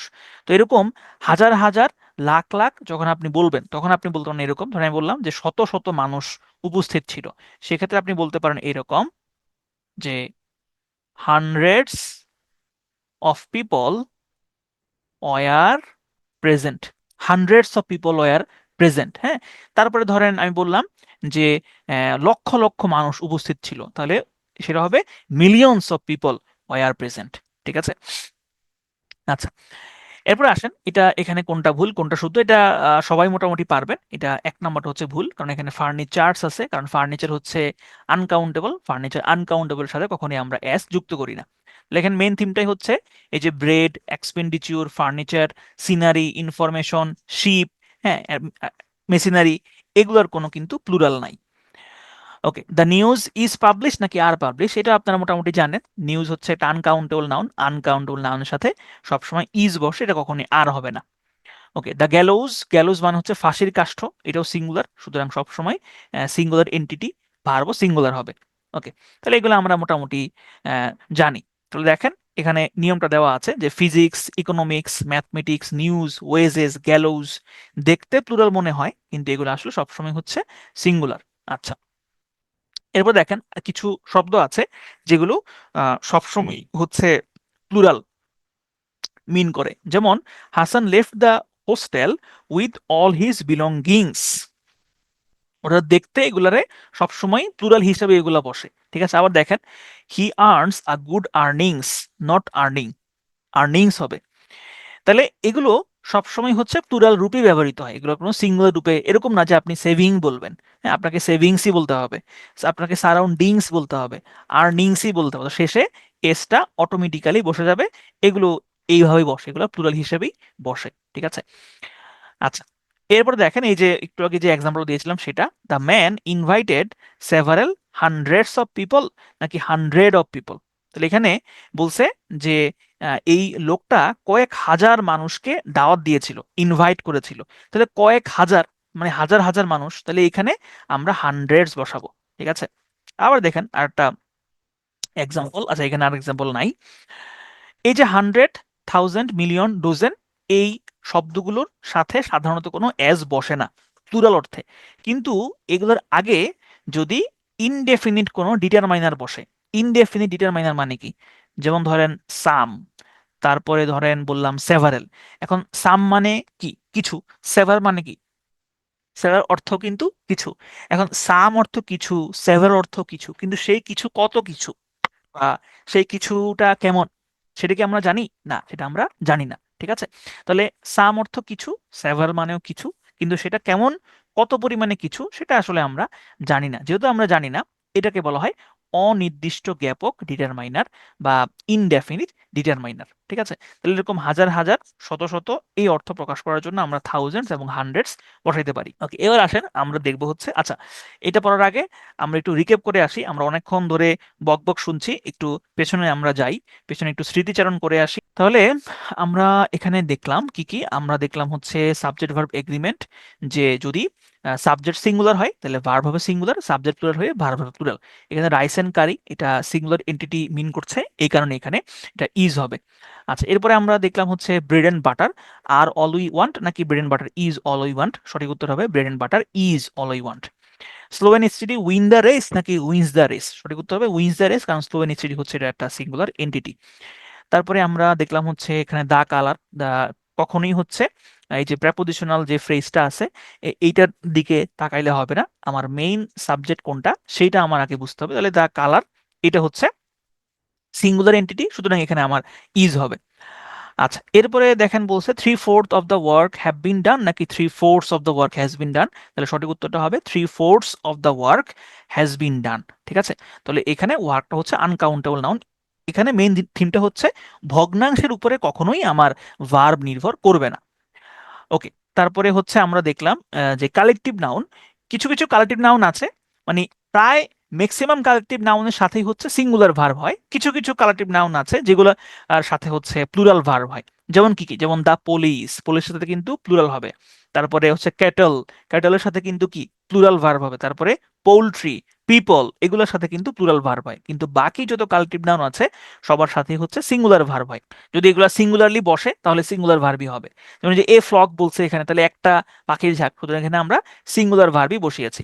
কিন্তু এই কালেক্টিভ নাউনগুলোর মধ্যে যদি ডিভাইডেশন থাকে, যেমন the class are divided into two divisions, এখানে এখানে ডিভাইডেশন আছে একদম বোঝা যাচ্ছে স্পষ্ট, সেই ক্ষেত্রে কিন্তু এটা আবার আমরা এখানে ভার্ব প্লুরাল ভার্বটা বসাইতে হবে, ঠিক আছে। আচ্ছা, এরপরে দেখেন এরপরে আমরা দেখলাম হচ্ছে এ নাম্বার অফ এবং the number of. A number of এবং দা নাম্বার অফ দুইটার সাথেই নাউন হবে প্লুরাল। আবারও বলছি, a number of, the number of দুইটার সাথেই নাউন হবে প্লুরাল, কিন্তু এ নাম্বার অফ এইটার সাথে ভার্বও প্লুরাল হয়, নাউনও প্লুরাল হয়, কিন্তু দা নাম্বার অফ এটার সাথে ভার্ব হয় সিঙ্গুলার কিন্তু নাউন হয় প্লুরাল। এখন এটা প্যাস যেটা লাগে সেটা হচ্ছে, আমরা তো এখানে ওই যে এ দেখছি, আমাদের ব্রেইন অটোমেটিক্যালি মনে করে যে এ যেহেতু দেখলাম তাহলে এ মানে সিঙ্গুলার, তাহলে এখানে হ্যাজ হবে হয়তো। এটাই হচ্ছে ঝামেলাটা। মনে রাখবেন এ নাম্বার অফের সাথে ভার্ব কখনোই সিঙ্গুলার হয় না, ভার্ব সবসময় প্লুরাল হয়। ওকে, তারপরে আমরা দেখলাম হচ্ছে এই যে কিছু কিছু শব্দ আছে দেখতে প্লুরাল কিন্তু এগুলো সবসময় সিঙ্গুলার হয়। তারপরে অর যুক্ত, ভার্ব যুক্ত, দুই পাশে যদি দুইটা সিঙ্গুলার ভার্ব থাকে তাহলে অবশ্যই সিঙ্গুলার সাবজেক্ট থাকে তাহলে অবশ্যই ভার্বটা সিঙ্গুলার হবে। কিন্তু যদি আমরা দেখি either or, neither or, not only, but also, এগুলার শেষের যেই সাবজেক্টটা সেই সাবজেক্ট অনুযায়ী ভার্বটা চেঞ্জ হবে। এভরি, ইচ, এগুলোর সাথে সবসময় ভার্বও সিঙ্গুলার হয়, নাউনও সিঙ্গুলার হয়। Very few, most of the, one of the, majority, এগুলোর সাথে সবসময় নাউন হয় প্লুরাল, এবং এগুলোর সাথে ভার্বও হয় হচ্ছে প্লুরাল। তবে মেইন থিমটাই হচ্ছে এগুলোর সাথে নাউনটা হবে প্লুরাল। আর যদি এই ওয়ান অফ দা, তারপরে হচ্ছে যে ভেরি ফিউ, এগুলো যদি সাবজেক্ট পজিশনে থাকে সেই ক্ষেত্রে ভার্বটা হবে প্লুরাল। আচ্ছা, মেনি এ, গ্রেট মেনি, এগুলো আমরা আগেও দেখেছি, ওকে, এগুলো আমরা দেখলাম। তারপরে ইনসেক্টস, এখানে মেইন থিমটা হচ্ছে যে এই যে অফ স্প্রিং, থাউজেন্ড, এগুলো কখনই হচ্ছে প্লুরাল হয় না, এগুলো সবসময় যেরকম আছে ওরকমই বসে। এগুলো প্লুরাল করতে হলে এগুলোর সাথে এস যুক্ত করতে হয় না। তারপরে আমরা দেখলাম হচ্ছে ব্রেড, এক্সপেন্ডিচার, ফার্নিচার, এগুলো আনকাউন্টেবল নাউন। আনকাউন্টেবল নাউন কখনোই প্লুরাল হয় না। তারপরে আমরা দেখলাম হচ্ছে ফিজিক্স, ইকোনমিক্স, ম্যাথমেটিক্স, নিউজ, এইগুলো দেখতে প্লুরাল, কিন্তু এগুলো সবসময় হচ্ছে সিঙ্গুলার এন্টিটি হিসেবে বসে।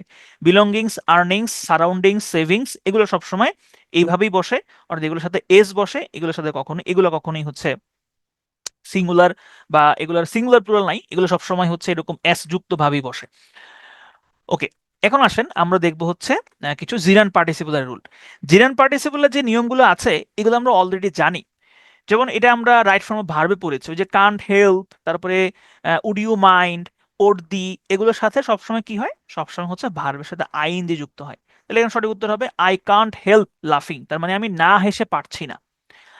ইট is worth enjoy the show, সঠিক উত্তর হবে it is worth enjoying the show. It is no use to play now, সঠিক উত্তর হবে it is no use playing now. তাহলে it is use, it is no use, can't help, it is worth, এগুলোর পরে সবসময় ভার্বের সাথে ING হবে, তথা সবসময় ভার্বের পরে হচ্ছে জিরান্ড হবে। আচ্ছা, এরপর দেখেন যে capable, reason, fond, desirous, fond, negligent, এইগুলোর পরে প্রেপোজিশন সবসময় অফ হয়। আর আপনারা জানেন যে টু ছাড়া, টু ছাড়া যত প্রেপোজিশন আছে সব প্রেপোজিশনের পরে ভার্বের সাথে আইএনজি যুক্ত হয়। আবার বলছি, টু ছাড়া যত প্রেপোজিশন আছে সব প্রেপোজিশনের পরে ভার্বের সাথে আইএনজি যুক্ত হয়। ঠিক আছে, তাহলে দেখেন she was capable to do it হবে না, সঠিক উত্তর হবে she was capable of doing it. I find no reason to play now হবে না, সঠিক উত্তর হবে I find no reason of playing, কারণ অফের পরে ভার্বের সাথে আইএনজি যুক্ত করতে হয়। ওকে, তাহলে আমরা এগুলো মোটামুটি বুঝলাম। আচ্ছা, এখন আসেন যে এখানে, ওকে, এখন আমরা দেখবো হচ্ছে রিডান্ডেন্সি। রিডান্ডেন্সি মানে কি? রিডান্ডেন্সি মানে হলো আমরা এরকম কিন্তু প্রায় বলি যে লেট করলে দেরি হয়ে যাইব, লেট করিস না, লেট করলেই দেরি হয়ে যাইব। হ্যাঁ, তারপরে আমরা বলি যে আমার জীবনের লাইফটা শেষ। হ্যাঁ, তারপরে আমরা বলি যে ফল ফ্রুটস। হ্যাঁ, ফল ফ্রুটস। তারপরে আমরা আর কি বলি, ক্যাশটা ধর, ক্যাশটা ধর। ঠিক আছে, এরকম আমরা বলি। তো এই যে ফল ফ্রুটস, হ্যাঁ, তারপরে হচ্ছে লেট করলে দেরি হয়ে যাইব, জীবনের লাইফটা শেষ, এগুলোকে বলা হয় বাহুল্য দোষে দুষ্ট বাক্য। যেমন আমরা প্রায় বলি শুধুমাত্র বা কেবলমাত্র, হয় আপনি বলবেন কেবল, নাইলে বলবেন শুধু, নাইলে বলবেন মাত্র। শুধুমাত্র, কেবলমাত্র, এটা হচ্ছে বাহুল্য দোষে দুষ্ট বাক্য। তাহলে এই ইংরেজিতে বাহুল্য দোষে দুষ্ট বাক্যকে বলা হয় রিডান্ডেন্সি। ঠিক আছে, তাহলে দেখেন she will return back soon, return মানেই তো ফিরে আসা, রিটার্ন ব্যাক আলাদা করে বলতে হবে না। প্লিজ রিপিট ইট অ্যাগেইন, আমরা কিন্তু আবার এরকম বলি যে রিপিট অ্যাগেইন, রিপিট মানেই হচ্ছে পুনরায় বলা, তাহলে আলাদা করে রিপিট অ্যাগেইন বলতে হয় না। The two twins are sitting here, twins মানেই তো হচ্ছে দুই, আলাদা করে টু বলতে হয় না। দে কেম টু ফাইনাল কনক্লুশন, আরে ভাই কনক্লুশন মানেই তো ফাইনাল, ফাইনালের আবার আবার এই কনক্লুশনের আবার ফাইনাল কি? কনক্লুশন তো ফাইনাল হয় না, ফাইনাল মানেই, কনক্লুশন মানেই শেষ। ঠিক আছে, ফুল এন্ড ফাইনাল, তাহলে ফাইনাল কনক্লুশন হবে না। তাহলে এরকম একই বাক্যে রিডান্ডেন্সি ব্যবহার করা যাবে না। আচ্ছা, এরপর দেখেন this is a nice poetry নাকি this is a nice poem, সঠিক উত্তর হবে this is a nice poem. কেন? কারণ এই যে পোয়েট্রি, পোয়েট্রিটা হচ্ছে কবিতা গুচ্ছ, কিন্তু এখানে বলছে কি আ নাইস, একটা, তাহলে একটা হইলে আমি তো কবিতা গুচ্ছ দিব না, কবিতা গুচ্ছ মানে তো অনেকগুলো কবিতা, তাহলে আমি দিব হচ্ছে পোয়েম। কিডস হ্যাজ রিটেন পোয়েট্রিজ, পোয়েট্রিজ নাকি হবে পোয়েট্রি? সঠিক উত্তর হবে কিডস হ্যাজ রিটেন পোয়েট্রি। ঠিক আছে, তাহলে পোয়েম অর্থ কি? পোয়েম অর্থ হচ্ছে কবিতা, আর পোয়েট্রি অর্থ হচ্ছে কবিতা গুচ্ছ। This is a new Discovery নাকি দিস ইজ আ ডিসকভারি? সঠিক উত্তরটা হচ্ছে দিস ইজ আ ডিসকভারি। কারণ ডিসকভার মানে কি? ডিসকভার মানে হচ্ছে আবিষ্কার। যেটা আমরা অনেকেই ডিসকভার এবং ইনভেনশন দুইটার মধ্যে আসলে গোলমাল করে ফেলি। দেখেন, একটা চ্যানেল এখনো আছে, সেটা হচ্ছে ডিসকভারি, আমাদের খুব প্রিয় একটা চ্যানেল ডিসকভারি। ওই যে ওইখানে আপনার ম্যান ভার্সেস ওয়াইল্ড দেখাইতো, তারপরে আপনার রিভার মনস্টার দেখাইতো, আরো কিছু জনপ্রিয় শো ছিল। খুব খুব দারুণ দারুণ কিছু শো দেখাইতো ডিসকভারিতে।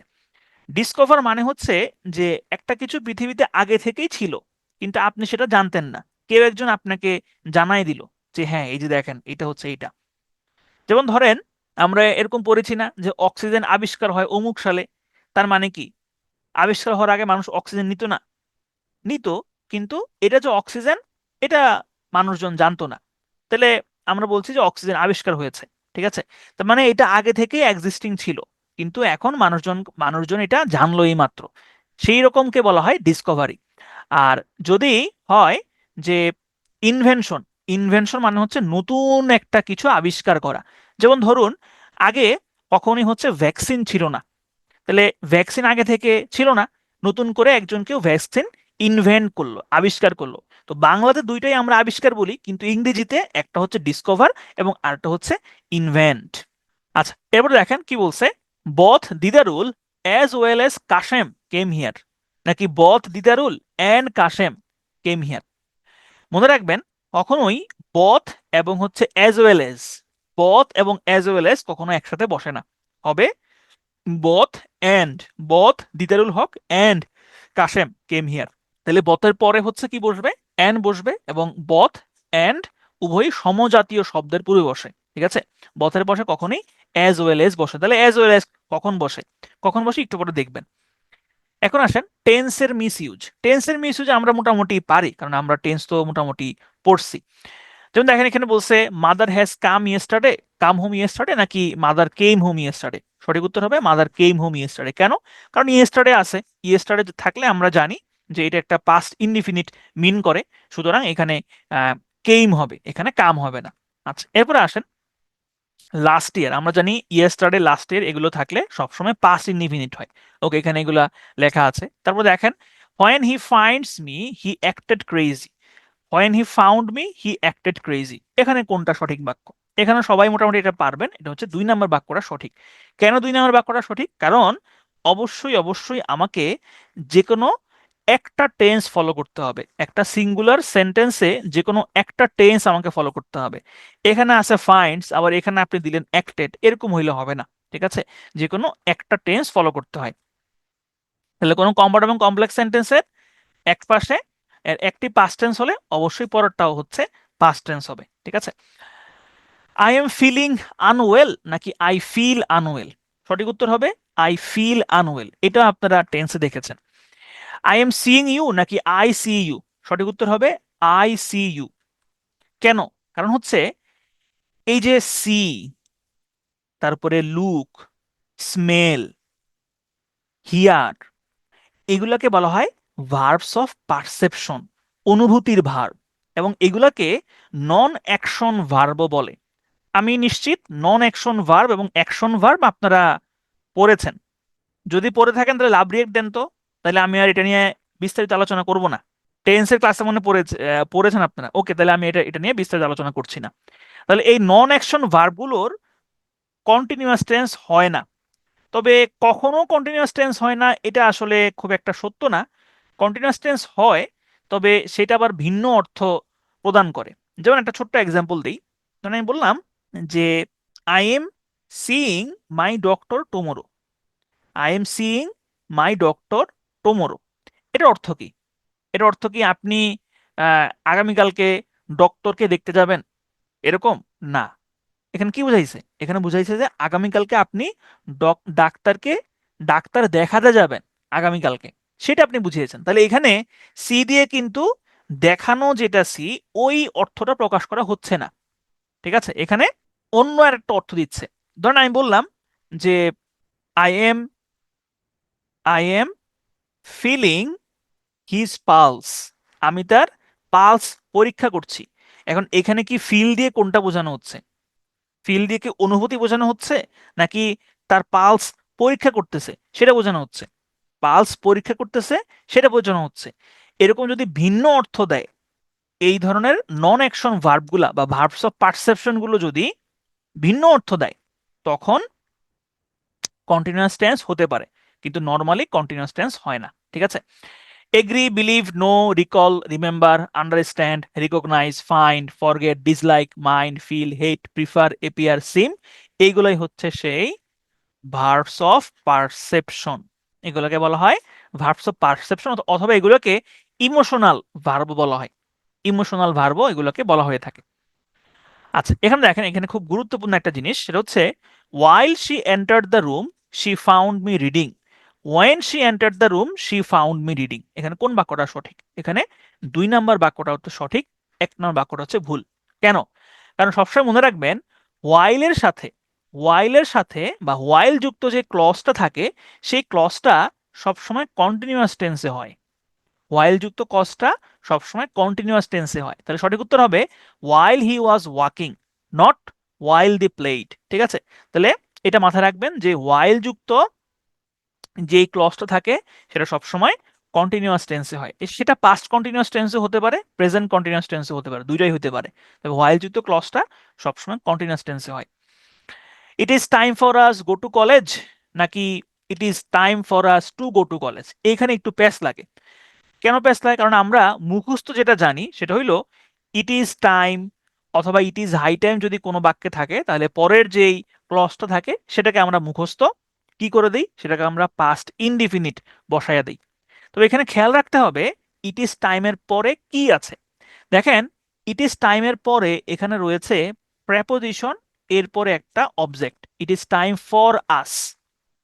সরাসরি ইট ইজ টাইমের পরে কোনো ধরনের সাবজেক্ট নাই, প্রেপোজিশন আছে।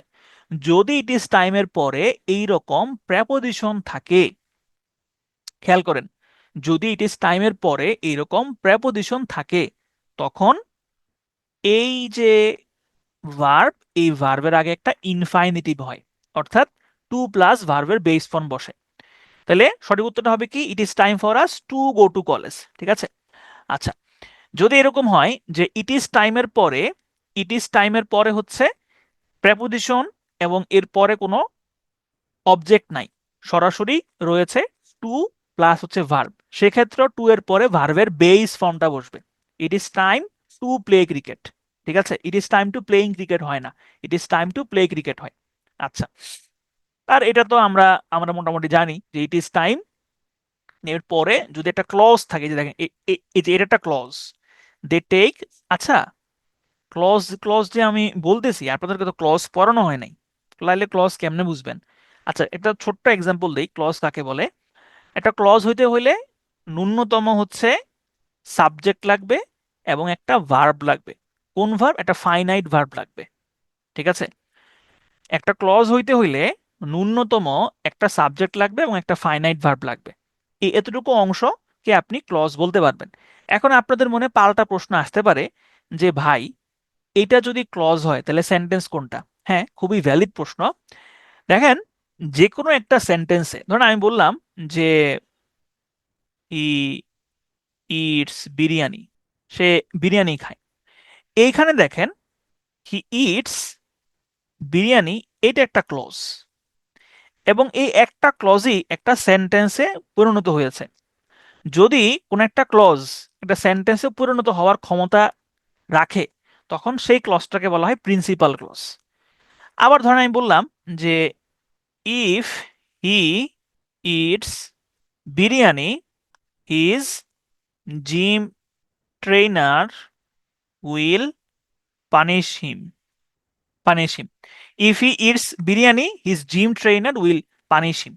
এখানে দেখেন আমি বললাম যে ইফ হি ইটস বিরিয়ানি, যদি সে বিরিয়ানি খায়। এখন দেখেন তো, ইফ হি ইটস বিরিয়ানির পরে আমি যদি এটা ফুল স্টপ দিয়ে দিই, আমি কি একটা পূর্ণাঙ্গ বাক্য পাবো? যদি সে বিরিয়ানি খায় তারপরে কিছু একটা বাকি আছে, তার মানে এটা পূর্ণাঙ্গ বাক্য হচ্ছে না। তো যদি এরকম সাবজেক্ট প্লাস ভার্ব আছে কিন্তু এটা একটা পূর্ণাঙ্গ অর্থ প্রকাশ করতে পারছে না, তখন সেটাকে আমরা বলি সাবঅর্ডিনেট ক্লজ। আর যদি পূর্ণাঙ্গ বাক্য হয় তখন সেটাকে আমরা বলি প্রিন্সিপাল ক্লজ। এই জাস্ট এটা হচ্ছে একটা সিম্পল ধারণা। এখন দেখেন এই যে ইট ইজ টাইম, এটা হচ্ছে আমার একটা ক্লজ, কারণ এখানে সাবজেক্ট আছে, তারপরে ফাইনাইট ভার্ব আছে, এবং এরপরে আরেকটা ক্লজ আছে, এই যে দে, দের পরে আছে হচ্ছে টেক। তাহলে এই দুইটা মিলে হচ্ছে আরেকটা ক্লজ তৈরি করেছে। তো সেটাই বললাম যে যদি ইট ইজ টাইম বা ইট ইজ হাই টাইমের পরে একটা ক্লজ থাকে, তাহলে ওই ক্লজের ভার্বটা সবসময় পাস্টে ইউজ হয়, পাস্ট হয়। ঠিক আছে? আচ্ছা, এরপরে দেখেন it is time, it is high টাইমের পরে এই যে এটাই বললাম এখানে, এরপরে আসেন ভয়েসের কিছু মিস ইউজ আমরা দেখব। দেখেন, ডায়ানা ওয়াজ ডাইড ইন 1997 নাকি ডায়ানা ডাইড ইন 1997? সঠিক উত্তর হবে ডায়ানা ডাইড ইন 1997। কেন? এটা আপনারা মোটামুটি সবাই জানেন কেন। কারণটা হইলো, এই যে ডাই, এই ডাই শব্দটা হচ্ছে একটা ইনট্রানজিটিভ ভার্ব। আমরা ইনট্রানজিটিভ ভার্বের কখনোই ভয়েস চেঞ্জ করতে পারি না। ইনট্রানজিটিভ ভার্বের ভয়েস চেঞ্জ করা যায় না, এটাই হচ্ছে মেইন থিম। ঠিক আছে? তাহলে আমরা এই ভয়েসের ক্ষেত্রে একটা জিনিসই মাথায় রাখবো, সেটা হচ্ছে ইনট্রানজিটিভ। ইনট্রানজিটিভ মানে কি? ইনট্রানজিটিভ মানে হচ্ছে অবজেক্ট নাই। ইনট্রানজিটিভ মানে হচ্ছে অবজেক্ট নাই। তাহলে যে ভার্বগুলোর অবজেক্ট থাকবে না, অবজেক্ট নাই, তাদেরকে আমরা কখনোই প্যাসিভ ভয়েসে পরিণত করতে পারবো না। ঠিক আছে? The sum was not hard to be done নাকি the sum was not hard to do? এখানে কোনটা হবে? এই নিয়মটা আমি প্রায় ভুল করি, কারণ হচ্ছে এটা আমি নিজেও ভুল করি। তা আমি যেহেতু নিজে ভুল করি, এই কারণে আমার এটা, আমি এটা মনে রেখেছি, তাকে আমি এটা সিলেক্ট করে রেখেছি যে হ্যাঁ এই তো আমি এটারে ভুল করি। আমাদের শরীরের যে ইমিউন সিস্টেম, তারাও কিন্তু এইভাবেই আসলে কাজ করে। ঠিক আছে? ওই যে বলে না যে একবার যদি আহ, বসন্ত হয়, হ্যাঁ, একবার যদি বসন্ত রোগ হয় তাহলে সেটা আর হয় না। ওই যে পক্স, হ্যাঁ, চিকেন পক্স, চিকেন পক্স বা এই যে আপনার হচ্ছে বসন্ত বা গুটি বসন্ত, এগুলো যদি জীবনে একবার হয় তাহলে আর হয় না। কেন হয় না? কারণ আপনার ইমিউন সিস্টেম সেটাকে, এই যে জীবাণুটা, ভাইরাসটা, সেই ভাইরাসটাকে সে চিনে রাখে যে হ্যাঁ এই হচ্ছে শত্রু। তখন এই শত্রুর বিরুদ্ধে সে একটা ইমিউন সিস্টেম দাঁড় করিয়ে ফেলে। যখন সেম শত্রুটাই আবার আপনার শরীরে প্রবেশ করে তখন আর সে তেমন কিছু করতে পারে না। কিন্তু এখানে একটা ব্যতিক্রম হচ্ছে আপনার ঠান্ডা। ঠান্ডা বা এই যে আহ, সর্দি কাশি, এগুলো আমাদের র্যান্ডমলি হয়। কেন র্যান্ডমলি হয়? কারণ এটাও তো হচ্ছে ভাইরাস বা ব্যাকটেরিয়ার কারণেই হয়, মানে এগুলো হচ্ছে অণুজীবের কারণেই হয়। তাহলে কেন আহ, ঠান্ডার সমস্যাটা আমাদের বারবার হয়? কারণ হচ্ছে ঠান্ডার যে জীবাণুটা আছে সে একটু চালাক। সে যখন আমাদের শরীরে প্রবেশ করে তখন সে তার আহ ছদ্মবেশে সবসময় প্রবেশ করে। ছদ্মবেশ মানে হচ্ছে যে সে তার ড্রেস চেঞ্জ করে ফেলে, বুঝছেন? সে সবসময় একই রূপে আসলে প্রবেশ করে না। তো এই কারণে আমাদের ইমিউন সিস্টেমও তাকে খুব একটা আহ চিন্তা করে বা চিনে রাখতে পারে না। এই কারণে আমাদের ঠান্ডা সবসময় র্যান্ডমলি হয়। আর যাই হোক, তাহলে দেখেন, the sum was not hard to be done নাকি the sum was not hard to do? সঠিক উত্তর হচ্ছে the sum was not hard to do নাকি sum hard to be done. সঠিক উত্তরটা হচ্ছে এক নাম্বারটা, দুই নাম্বারটা হচ্ছে আসলে ভুল। কেন ভুল? এখানে খেয়াল রাখবেন যে এই যে হার্ড শব্দটা, এটা হচ্ছে একটা অ্যাডজেক্টিভ।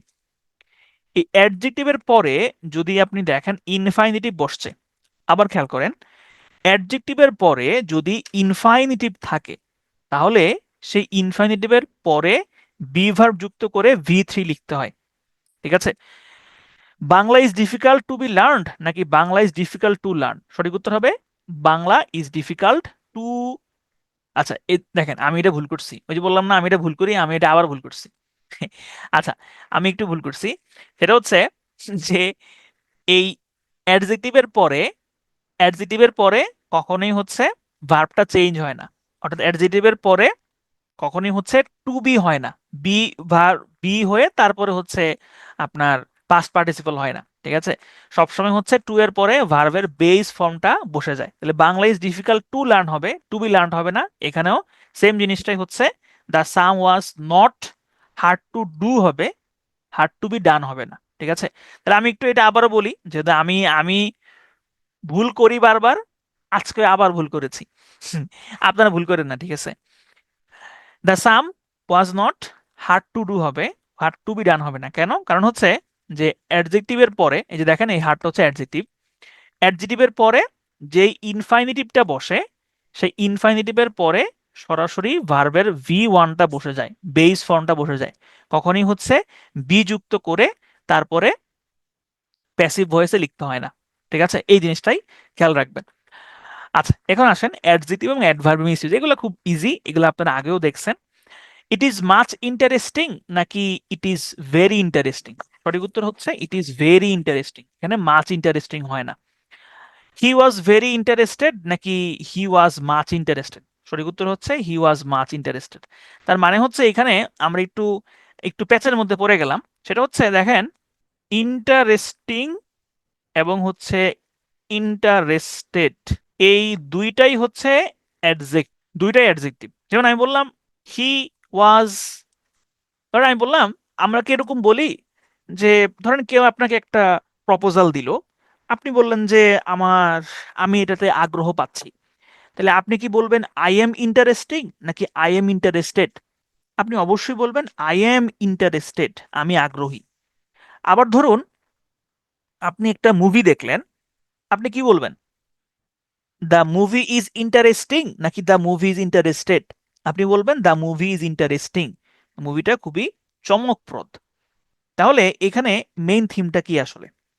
এখন আপনি যদি ভেরি বসাইতে চান, তাহলে আপনি কোনটা বসাবেন? ভেরি ইন্টারেস্টেড বসাবেন নাকি হচ্ছে মাচ ইন্টারেস্টেড বসাবেন? কোনটা বসাবেন? প্রথম কথা হচ্ছে আমরা আহ, ব্যক্তিবাচকের সাথে, ব্যক্তির সাথে সবসময় হচ্ছে ইন্টারেস্টিং বসাই।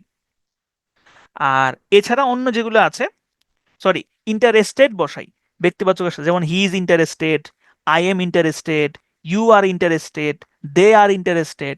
ব্যক্তিবাচকের সাথে আমরা সবসময় ইন্টারেস্টেড বসাই। আর যদি বস্তুবাচক হয় সেক্ষেত্রে আমরা সবসময় ইন্টারেস্টিং বসাই, যেমন the movie was so interesting, the match was so interesting, the food was so interesting, the place is so interesting. ঠিক আছে?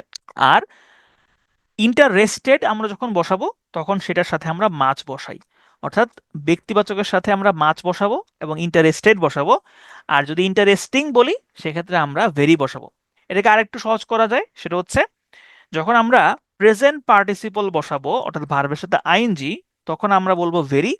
আর যদি আমরা পাস্ট পার্টিসিপল বসাই অর্থাৎ ভি3 বসাই, তখন আমরা বলবো হচ্ছে মাছ। ঠিক আছে?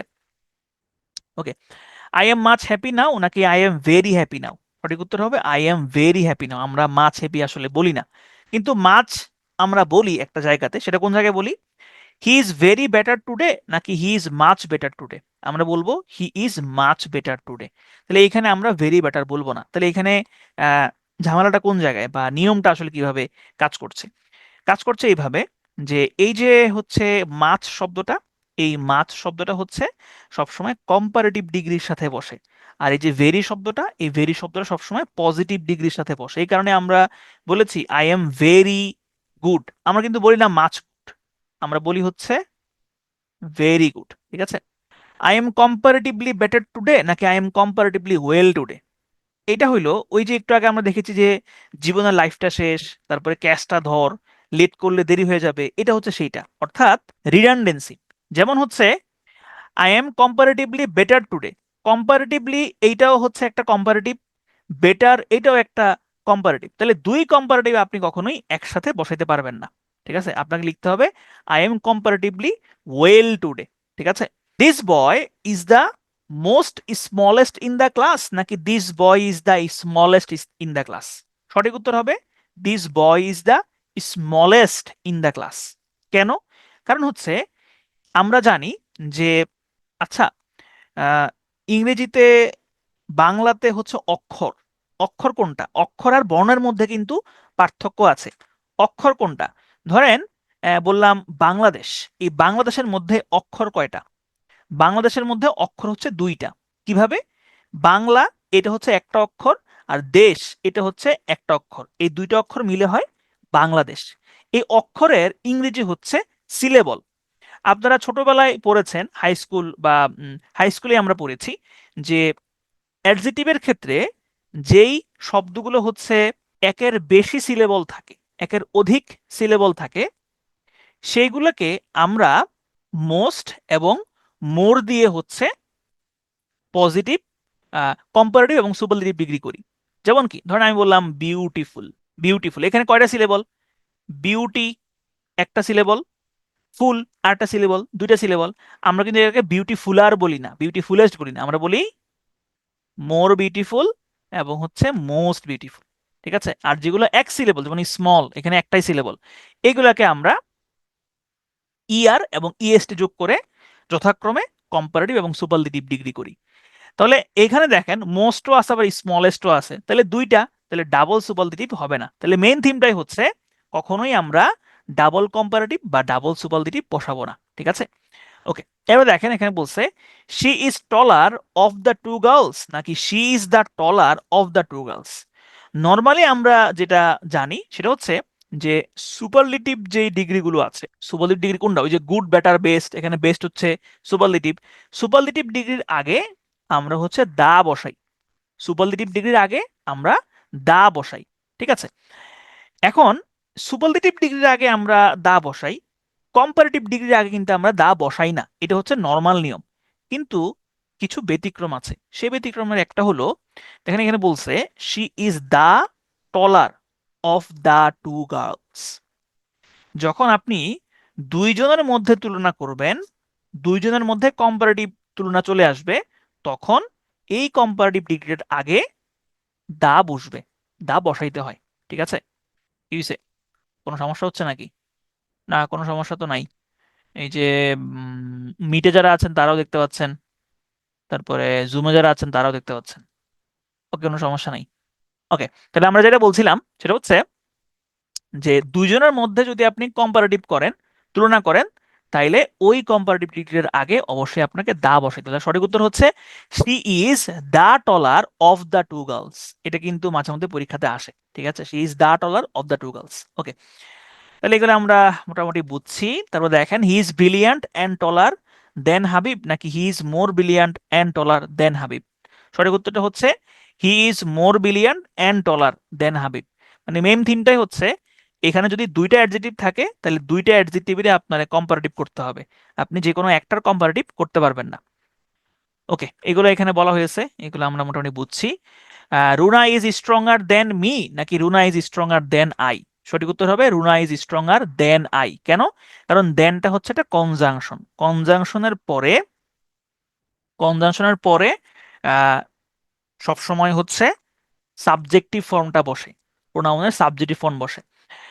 Raju as well as Raju was as tall as her নাকি Raju was as tall as she.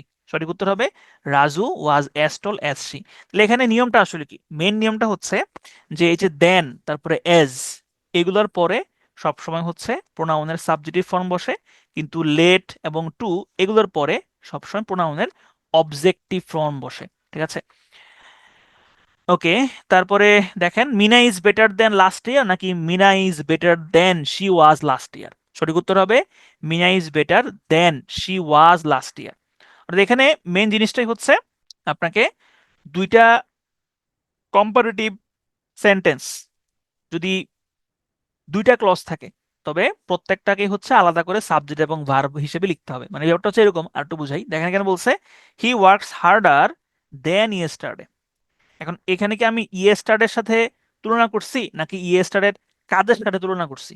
ইয়েস্টারডের কাজের সাথে আমি তুলনা করেছি।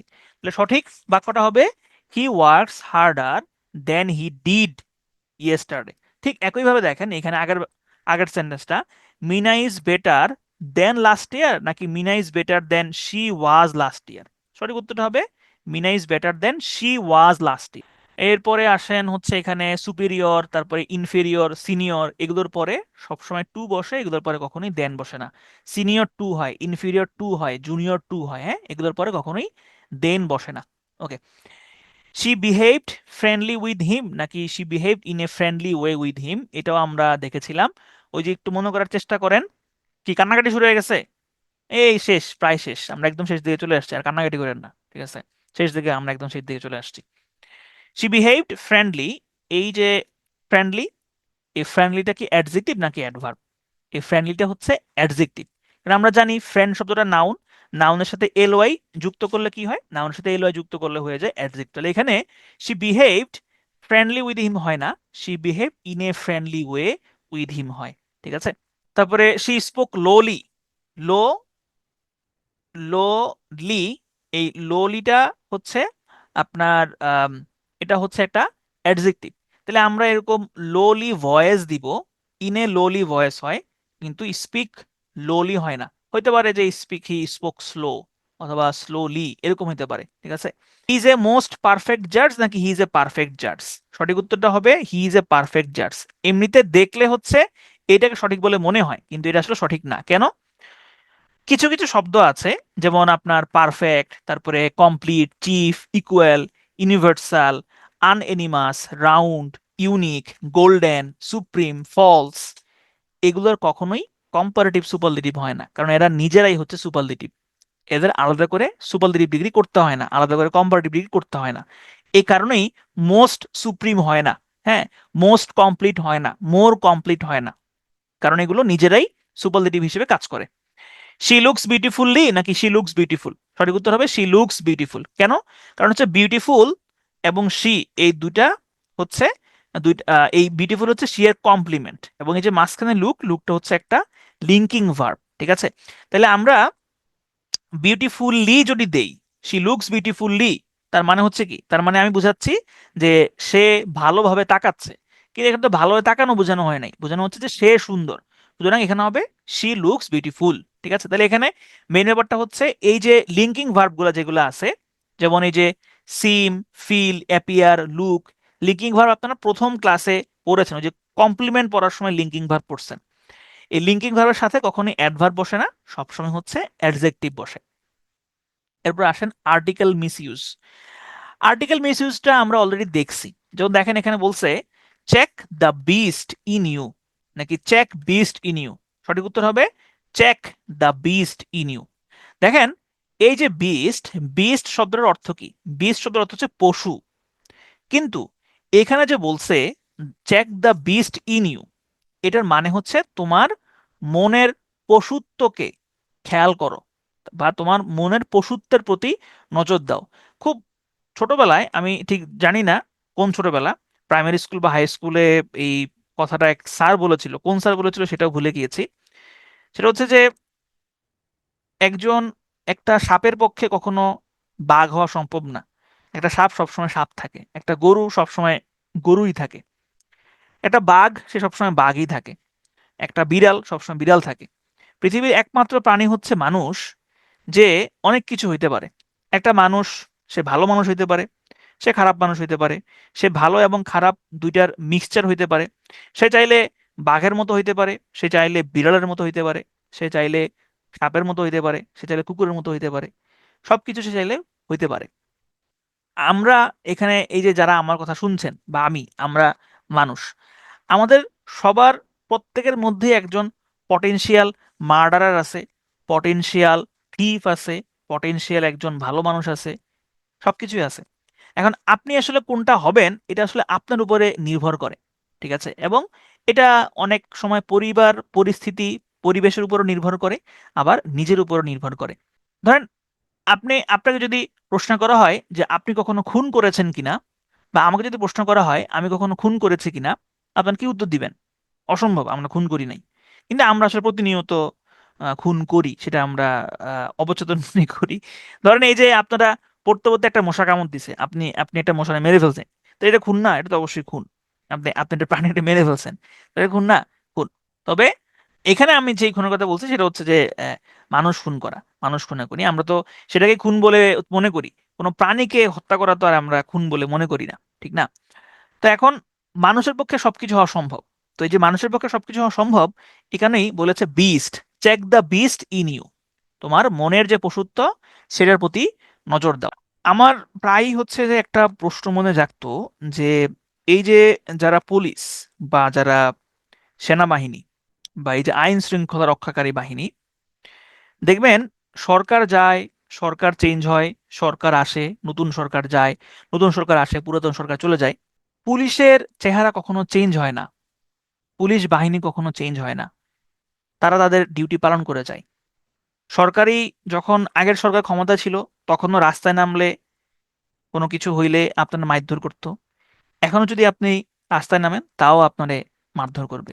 তো এটা এটা নিয়ে বিভিন্ন গবেষণা হয়েছে যে ধরেন আহ, মানুষ মানুষকে যে মারে, বা পুলিশের হাতে অস্ত্র, বা ধরেন এই যে সেনাবাহিনীর হাতে অস্ত্র, তারা যে মানুষকে কিল করতে পারে, এটা আসলে তারা কিভাবে করতে পারে? তাদের কি মন নাই? হ্যাঁ, তাদের কি পরিবার পরিজন নাই? তাদের কি ছেলে সন্তান নাই? আছে, অবশ্যই আছে। কিন্তু মানুষ আসলে অর্ডার পালন করতে পছন্দ করে, এবং মানুষ সবসময় হচ্ছে অর্ডারে চলে। সুতরাং আপনি যখন হচ্ছে ওই পোশাক গায়ে দিবেন, যখন আপনি অস্ত্র হাতে নিবেন, তখন আপনার চিন্তা ভাবনাটা চেঞ্জ হয়ে যায়। এবং আহ, তখন আপনাকে যে অর্ডার দিবে, আপনিও সেই অর্ডার পালন করতে আসলে বাধ্য থাকবেন। ধরেন এই যে আমাদের দেশের দিকে যদি আপনি তাকান, এই যে আন্দোলন হইলো, জুলাই অভ্যুত্থান হইলো, জুলাই অভ্যুত্থানকারীরাই তো এখন সরকার পরিচালনাতে আছে। কিন্তু এই যে একজন আবার ঘড়ি দিচ্ছে, উনি আমাকে দেখাচ্ছেন যে স্যার দেরি হয়ে যাচ্ছে, 8:30 বাজে, উনি দিচ্ছে 8:30। আরে ভাই, আমি তো দেখছি 8:30 বাজে। সবসময় যদি পড়াশোনা করেন তাহলে কেমন হবে? একটু একটু কথাবার্তা বলতে হয় মাঝে মধ্যে, ঠিক আছে? তো আচ্ছা ঠিক আছে, বাদ দেন। আবার পরে গল্প করবো, আগে শেষ করে দিই। আচ্ছা দেখেন, এখানে আরেকটা জিনিস বলছে, mother in her arose at the side of the little boy, the mother in her arose at the side of the little boy. দেখেন এখানে মাদার মানে কি? মাদার মানে হচ্ছে মা, মাতা, আম্মা।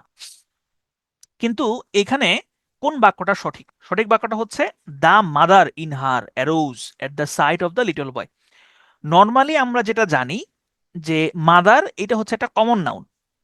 এই কমন নাউনের আগে সাধারণত হচ্ছে আমরা আর্টিকেল, বিশেষ করে ডেফিনিট আর্টিকেলটা আমরা সাধারণত বসাই না, সাধারণত বসে না।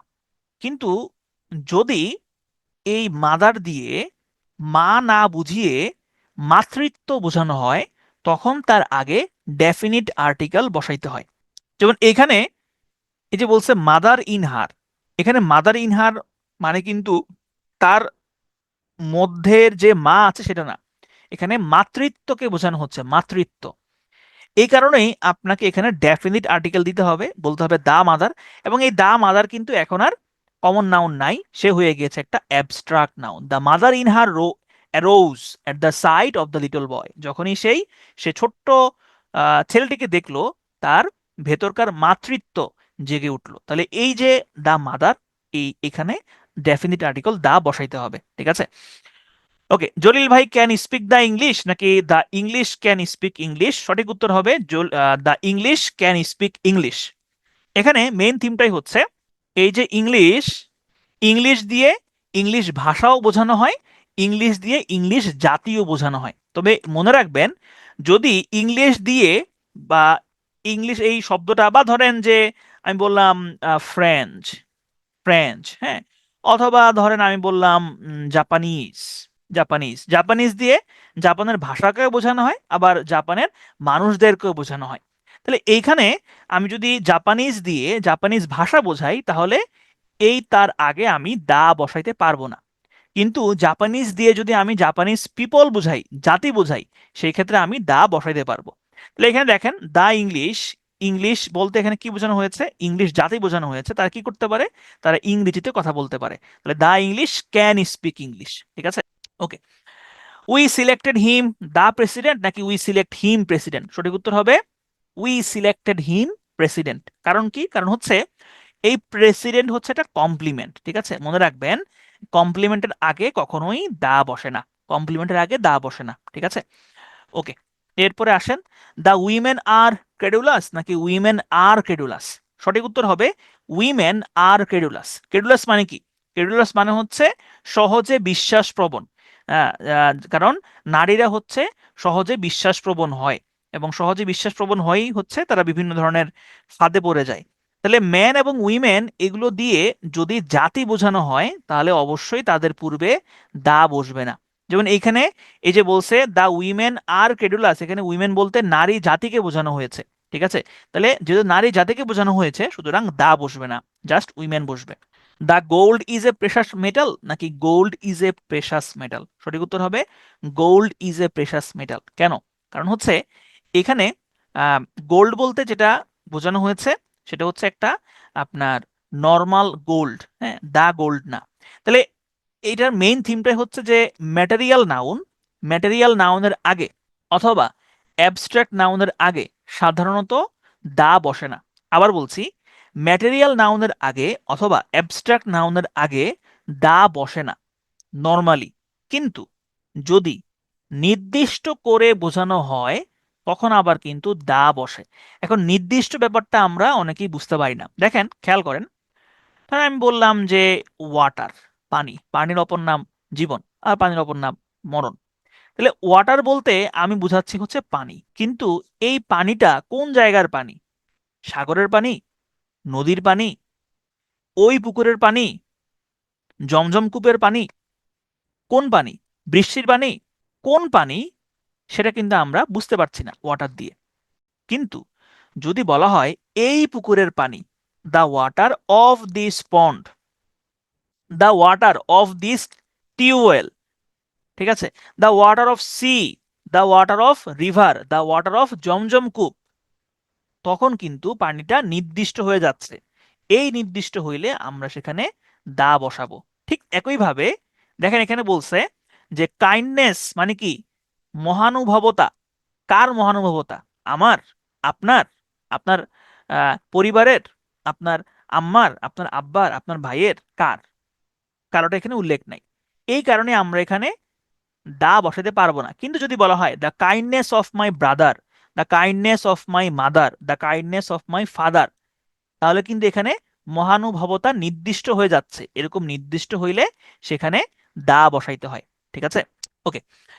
এরপর আসে কিছু প্রোনাউন মিসইউজ আমরা দেখি। সালেহাস আমব্রেলা ইজ টলার দেন জাকিয়া নাকি সালেহাস আমব্রেলা ইজ টলার দেন জাকিয়াস? সঠিক উত্তর হবে টলার দেন জাকিয়াস। কেন? কারণ এখানে প্যারালালিজম খেয়াল রাখতে হবে। এখানে সালেহাস দেওয়া আছে, এই যে অ্যাপোস্ট্রফি এস দিয়ে দেওয়া আছে, সুতরাং এইখানে আমাকে অ্যাপোস্ট্রফি এস দিয়েই দিতে হবে। তবে দেখেন, the roads of Dhaka are wider than Chittagong নাকি the roads of Dhaka are wider than those of Chittagong? দেখেন এখানে বলছে the roads of Dhaka are wider than Chittagong. এখন এখানে দেন চিটাগং বলতে কি আমি কার সাথে কার তুলনা করতেছি? The roads of Dhaka, Dhaka রোডের সাথে কি আমি চিটাগং এর তুলনা করতেছি নাকি চিটাগং এর রাস্তা তুলনা করতেছি? আমি ঢাকা রোডের সাথে চিটাগং এর রাস্তা তুলনা করতেছি। সুতরাং এখানে হবে the roads of Dhaka are wider than those of Chittagong. Than those of Chittagong মানে হচ্ছে চিটাগং এর রাস্তা। ঠিক আছে, okay. The two friends love one another নাকি the two friends love each other? আমরা জানি যে টু এর সাথে সবসময় আমরা ইচ আদার বসাই, টু এর সাথে আমরা কখনোই ওয়ান অ্যানাদার বসাই না। যদি দুইয়ের বেশি হয় সেই ক্ষেত্রে আমরা ওয়ান অ্যানাদার বসাই। সুতরাং সঠিক উত্তর হবে the two friends love each other. They help each other নাকি দে হেল্পড ওয়ান অ্যানাদার? সঠিক উত্তর হবে দে হেল্পড ওয়ান অ্যানাদার, কারণ এখানে দুইয়ের বেশি বোঝাচ্ছে। Okay, one should do his duty properly নাকি one should do one's duty properly? এই যে ওয়ানের পজিটিভ ফর্ম হচ্ছে ওয়ান্স, তাহলে সঠিক উত্তর হবে one should do one's duty properly. এগুলো আমরা দেখলাম, তারপরে এগুলো আমরা এই কোন দিকে যাচ্ছি, উল্টা দিকে যাচ্ছি। এগুলো আমরা দেখলাম, ওকে, এগুলো পড়ে ফেলছি। এখন আসেন, Shakespeare was greater than all dramatist নাকি Shakespeare was greater than all other dramatist? সঠিক উত্তর হচ্ছে অল আদার ড্রামাটিস্ট। এখানে মেইন থিমটাকে, এগুলো খুব একটা পরীক্ষাতে আসে না, এগুলো এই কারণে একটু দ্রুত যাচ্ছি। এগুলো আমি এখন পরীক্ষাতে আসতে দেখি নাই কারেকশনে, তো এই কারণে এগুলো একটু দ্রুত যাচ্ছি। এগুলো খুব বেশি কঠিন জিনিসও না। মেইন জিনিসটা হচ্ছে যে যখন আপনি হচ্ছে একই জাতীয় অনেক ব্যক্তির বসতে তুলনা করবেন, একই জাতীয় কিন্তু সেখানে অনেকগুলা ব্যক্তি বা বস্তু আছে, একই কাইন্ডের কিন্তু অনেকগুলো আছে, সেখানে অবশ্যই এনি অল নো এর পরে আদার শব্দটা যুক্ত করতে হবে। যেমন দেখেন এখানে বলছে Zahir was better than any student, না, সঠিক উত্তর হবে Zahir was better than any other student. তারপরে এটা আমরা দেখেছি অলরেডি, আর এখানে দেখার কিছু নাই। পজিটিভ প্রোনাউন কোনগুলা? দেখেন এই পজিটিভ প্রোনাউন হচ্ছে yours, hers, ours, theirs, its, এগুলো হচ্ছে পজিটিভ প্রোনাউন। হ্যাঁ, এগুলোর মধ্যে কিন্তু কোনো অ্যাপোস্ট্রফি নাই। ওই যে অ্যাপোস্ট্রফি কোনগুলা, যেমন আমি যদি বলি এই ইটস, এই ইটস হচ্ছে অ্যাপোস্ট্রফি। ঠিক আছে। আবার ধরেন আমি বললাম যে ধরেন বললাম হচ্ছে আম, কি দেওয়া যায়, ধরেন আরিফ। হ্যাঁ, আরিফ যদি আরিফের হয় সেটা হবে আরিফস। আরিফ যদি এটা হচ্ছে অ্যাপোস্ট্রোফি এস, যে ইয়োর্স, হার্স, আওয়ার্স, দেয়ার্স, এখানে কিন্তু কোনো অ্যাপোস্ট্রোফি এস নাই। ঠিক আছে, ওকে। তারপর দেখেন Rupa buys any of the two shirts নাকি Rupa buys either of the two shirts. মনে রাখবেন এই যে আইদার, তারপরে হচ্ছে নাইদার, তারপরে হচ্ছে বথ, এই তিনটা শব্দই সবসময় দুই জাতীয় জিনিসকে মিন করে। আইদার দিয়ে বোঝানো হয় দুইয়ের মধ্যে যে কোনো একটা, নাইদার দিয়ে বোঝানো হয় দুইয়ের মধ্যে কোনোটাই না, আর বথ দিয়ে বোঝানো হয় দুইয়ের মধ্যে দুইটাই। ঠিক আছে, তাহলে আইদার যেহেতু বলেছে সুতরাং আমি বলবো টু শার্টস। ঠিক আছে, এখানে এনি হবে না। Okay, I need either of the three books হবে নাকি any of the three books হবে? সঠিক উত্তর হবে I need any of the three books. কেন? কারণ আইদার সব সময় হচ্ছে দুইয়ের সাথে ইউজ হয়, তিনের সাথে কখনোই আইদার ইউজ হয় না। তিনের সাথে হচ্ছে এনি ইউজ হয়, মানে দুইয়ের বেশি হইলে সেখানে আমরা any use. Okay, Karim I N, এটা আপনারা দেখেছেন আগেও প্রোনাউনের, এটা আর পড়াচ্ছি না। তারপরে হচ্ছে she came late due to an accident নাকি she came late owing to an accident. এখানে একটা বোঝার জিনিস আছে, দেখেন এই যে ডিউ টু এবং ওয়িং টু দুইটার অর্থই হচ্ছে কারণে। ডিউ টু অর্থ হচ্ছে কারণে, ওয়িং টু, এই ওয়িং টু অর্থ কিন্তু হচ্ছে কারণে। ঠিক আছে, তবে কখন কোনটা ইউজ হয় এইটার মধ্যে হচ্ছে পার্থক্য আছে। পার্থক্য জায়গাটা হচ্ছে যে যখন ভার্ব হিসেবে বি ভার্ব বা বি ভার্ব ছাড়া অন্য ভার্ব থাকবে। খেয়াল করেন, যখন ভার্বটা বি ভার্ব ছাড়া অন্য কোনো ভার্ব হবে তখন সেখানে আমরা ওয়িং টু বসাবো। যেমন এখানে বি ভার্ব নাই, কেম আছে, কেম টু বি ভার্ব না, তাহলে সে came late owing to an accident, তাহলে এখানে আমরা ওয়িং টু বসাবো যেহেতু এখানে বি ভার্বটা বসা নাই। এরপরে দেখেন his silence was owing to her illness নাকি his silence was due to her illness.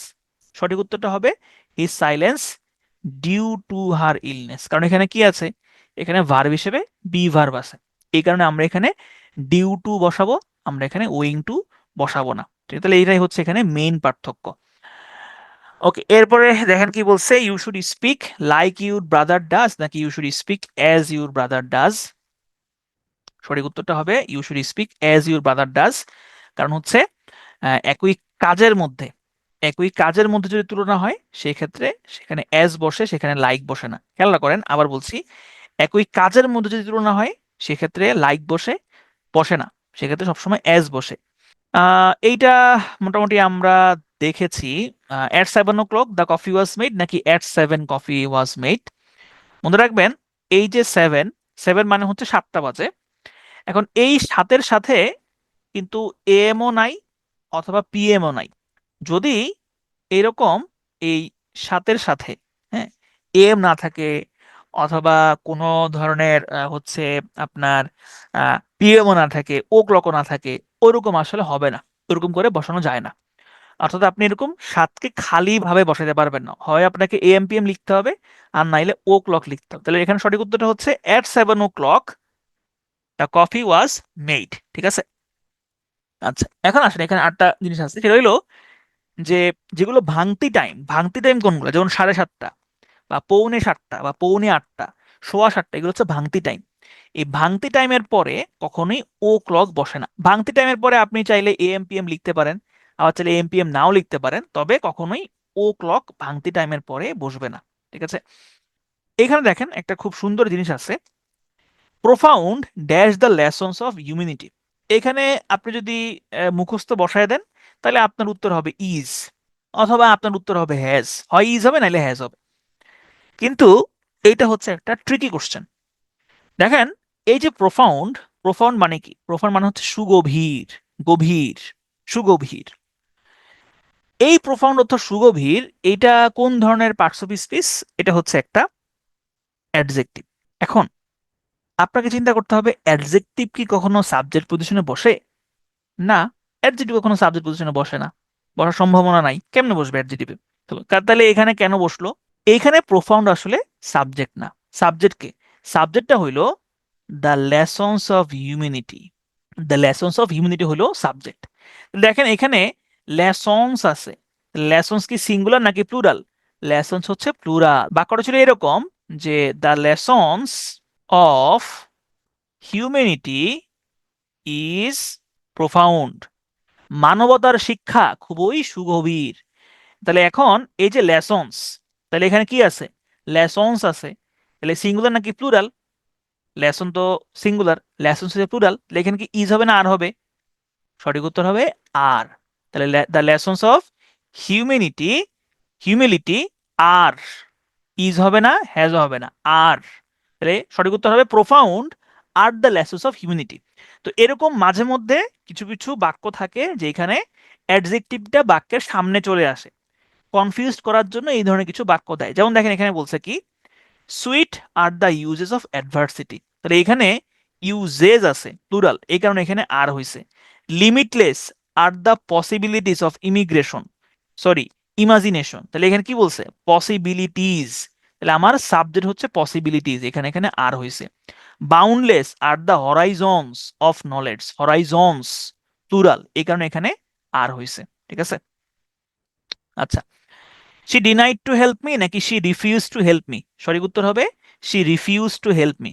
Refuse এবং ডিনাই এই দুইটার মধ্যে আমরা আসলে গোলায় ফেলি। মনে রাখবেন, ডিনাই মানে কি?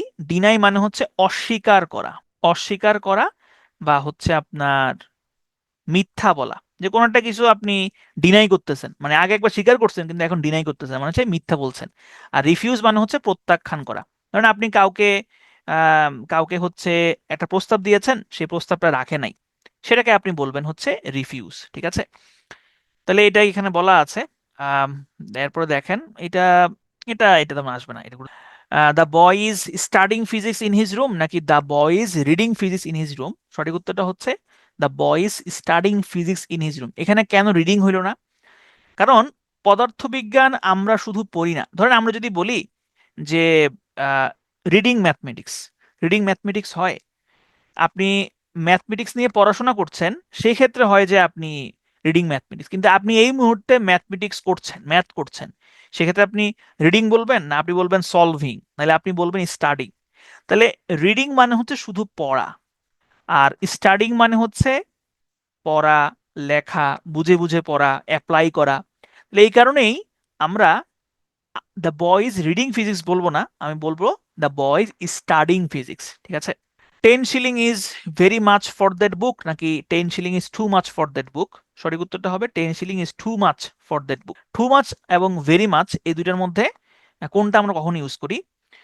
যদি কোনো একটা কিছু অনেক বেশি কিন্তু সেইটা হচ্ছে আপনার পক্ষে সহ্য করা সম্ভব, সেই ক্ষেত্রে আমরা বলি হচ্ছে ভেরি। কিন্তু কোন একটা কিছু হইলো এত বেশি যেটা আসলে সহ্য করা সম্ভব না, সেক্ষেত্রে আমরা বলি টু, টু মাচ বা টু। যেমন আমি যেমন এই তুই কিন্তু বেশি বেশি করতেছস, তাহলে আমরা তখন একটা ইংরেজি বলি this is too much. Too much মানে হচ্ছে এটা আসলে আপনার পক্ষে আর সহ্য করা সম্ভব না। ঠিক আছে, এবার ধরেন আমি বললাম যে দা দিস ইজ ভেরি কোল্ড, এখন অনেক ঠান্ডা, অনেক ঠান্ডা কিন্তু সেটা মোটামুটি সহ্যের মধ্যে আছে, তাহলে আপনি সেটা ভেরি কোল্ড বলতে পারেন। ঠিক আছে, students will take the final exam next week. The school gives standardized tests every year. নাকি he will take the exam next month?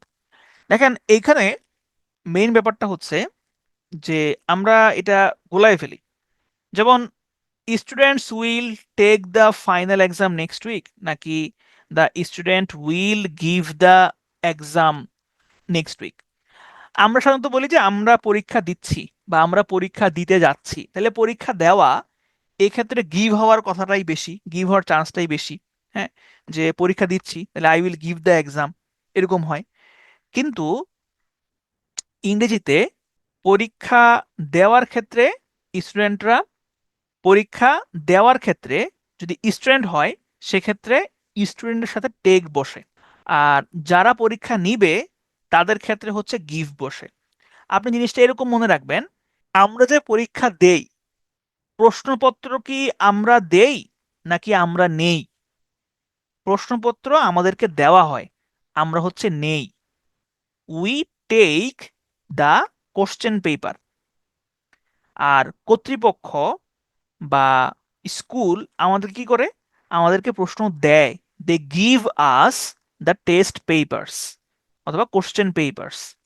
তাহলে স্টুডেন্ট হইলে পরীক্ষা টেক হয়, আর স্কুল হইলে গিভ হয়, কারণ স্কুল হচ্ছে প্রশ্ন দেয়, আর স্টুডেন্ট হইলে আমরা হচ্ছে পরীক্ষা প্রশ্নপত্র গ্রহণ করি, টেক করি। ঠিক আছে, তো এখানে এটাই এভাবে মনে রাখবেন। ওকে, এটা এটা এটা এটা প্রয়োজন নাই, এটা বাদ, এটা প্রয়োজন নাই।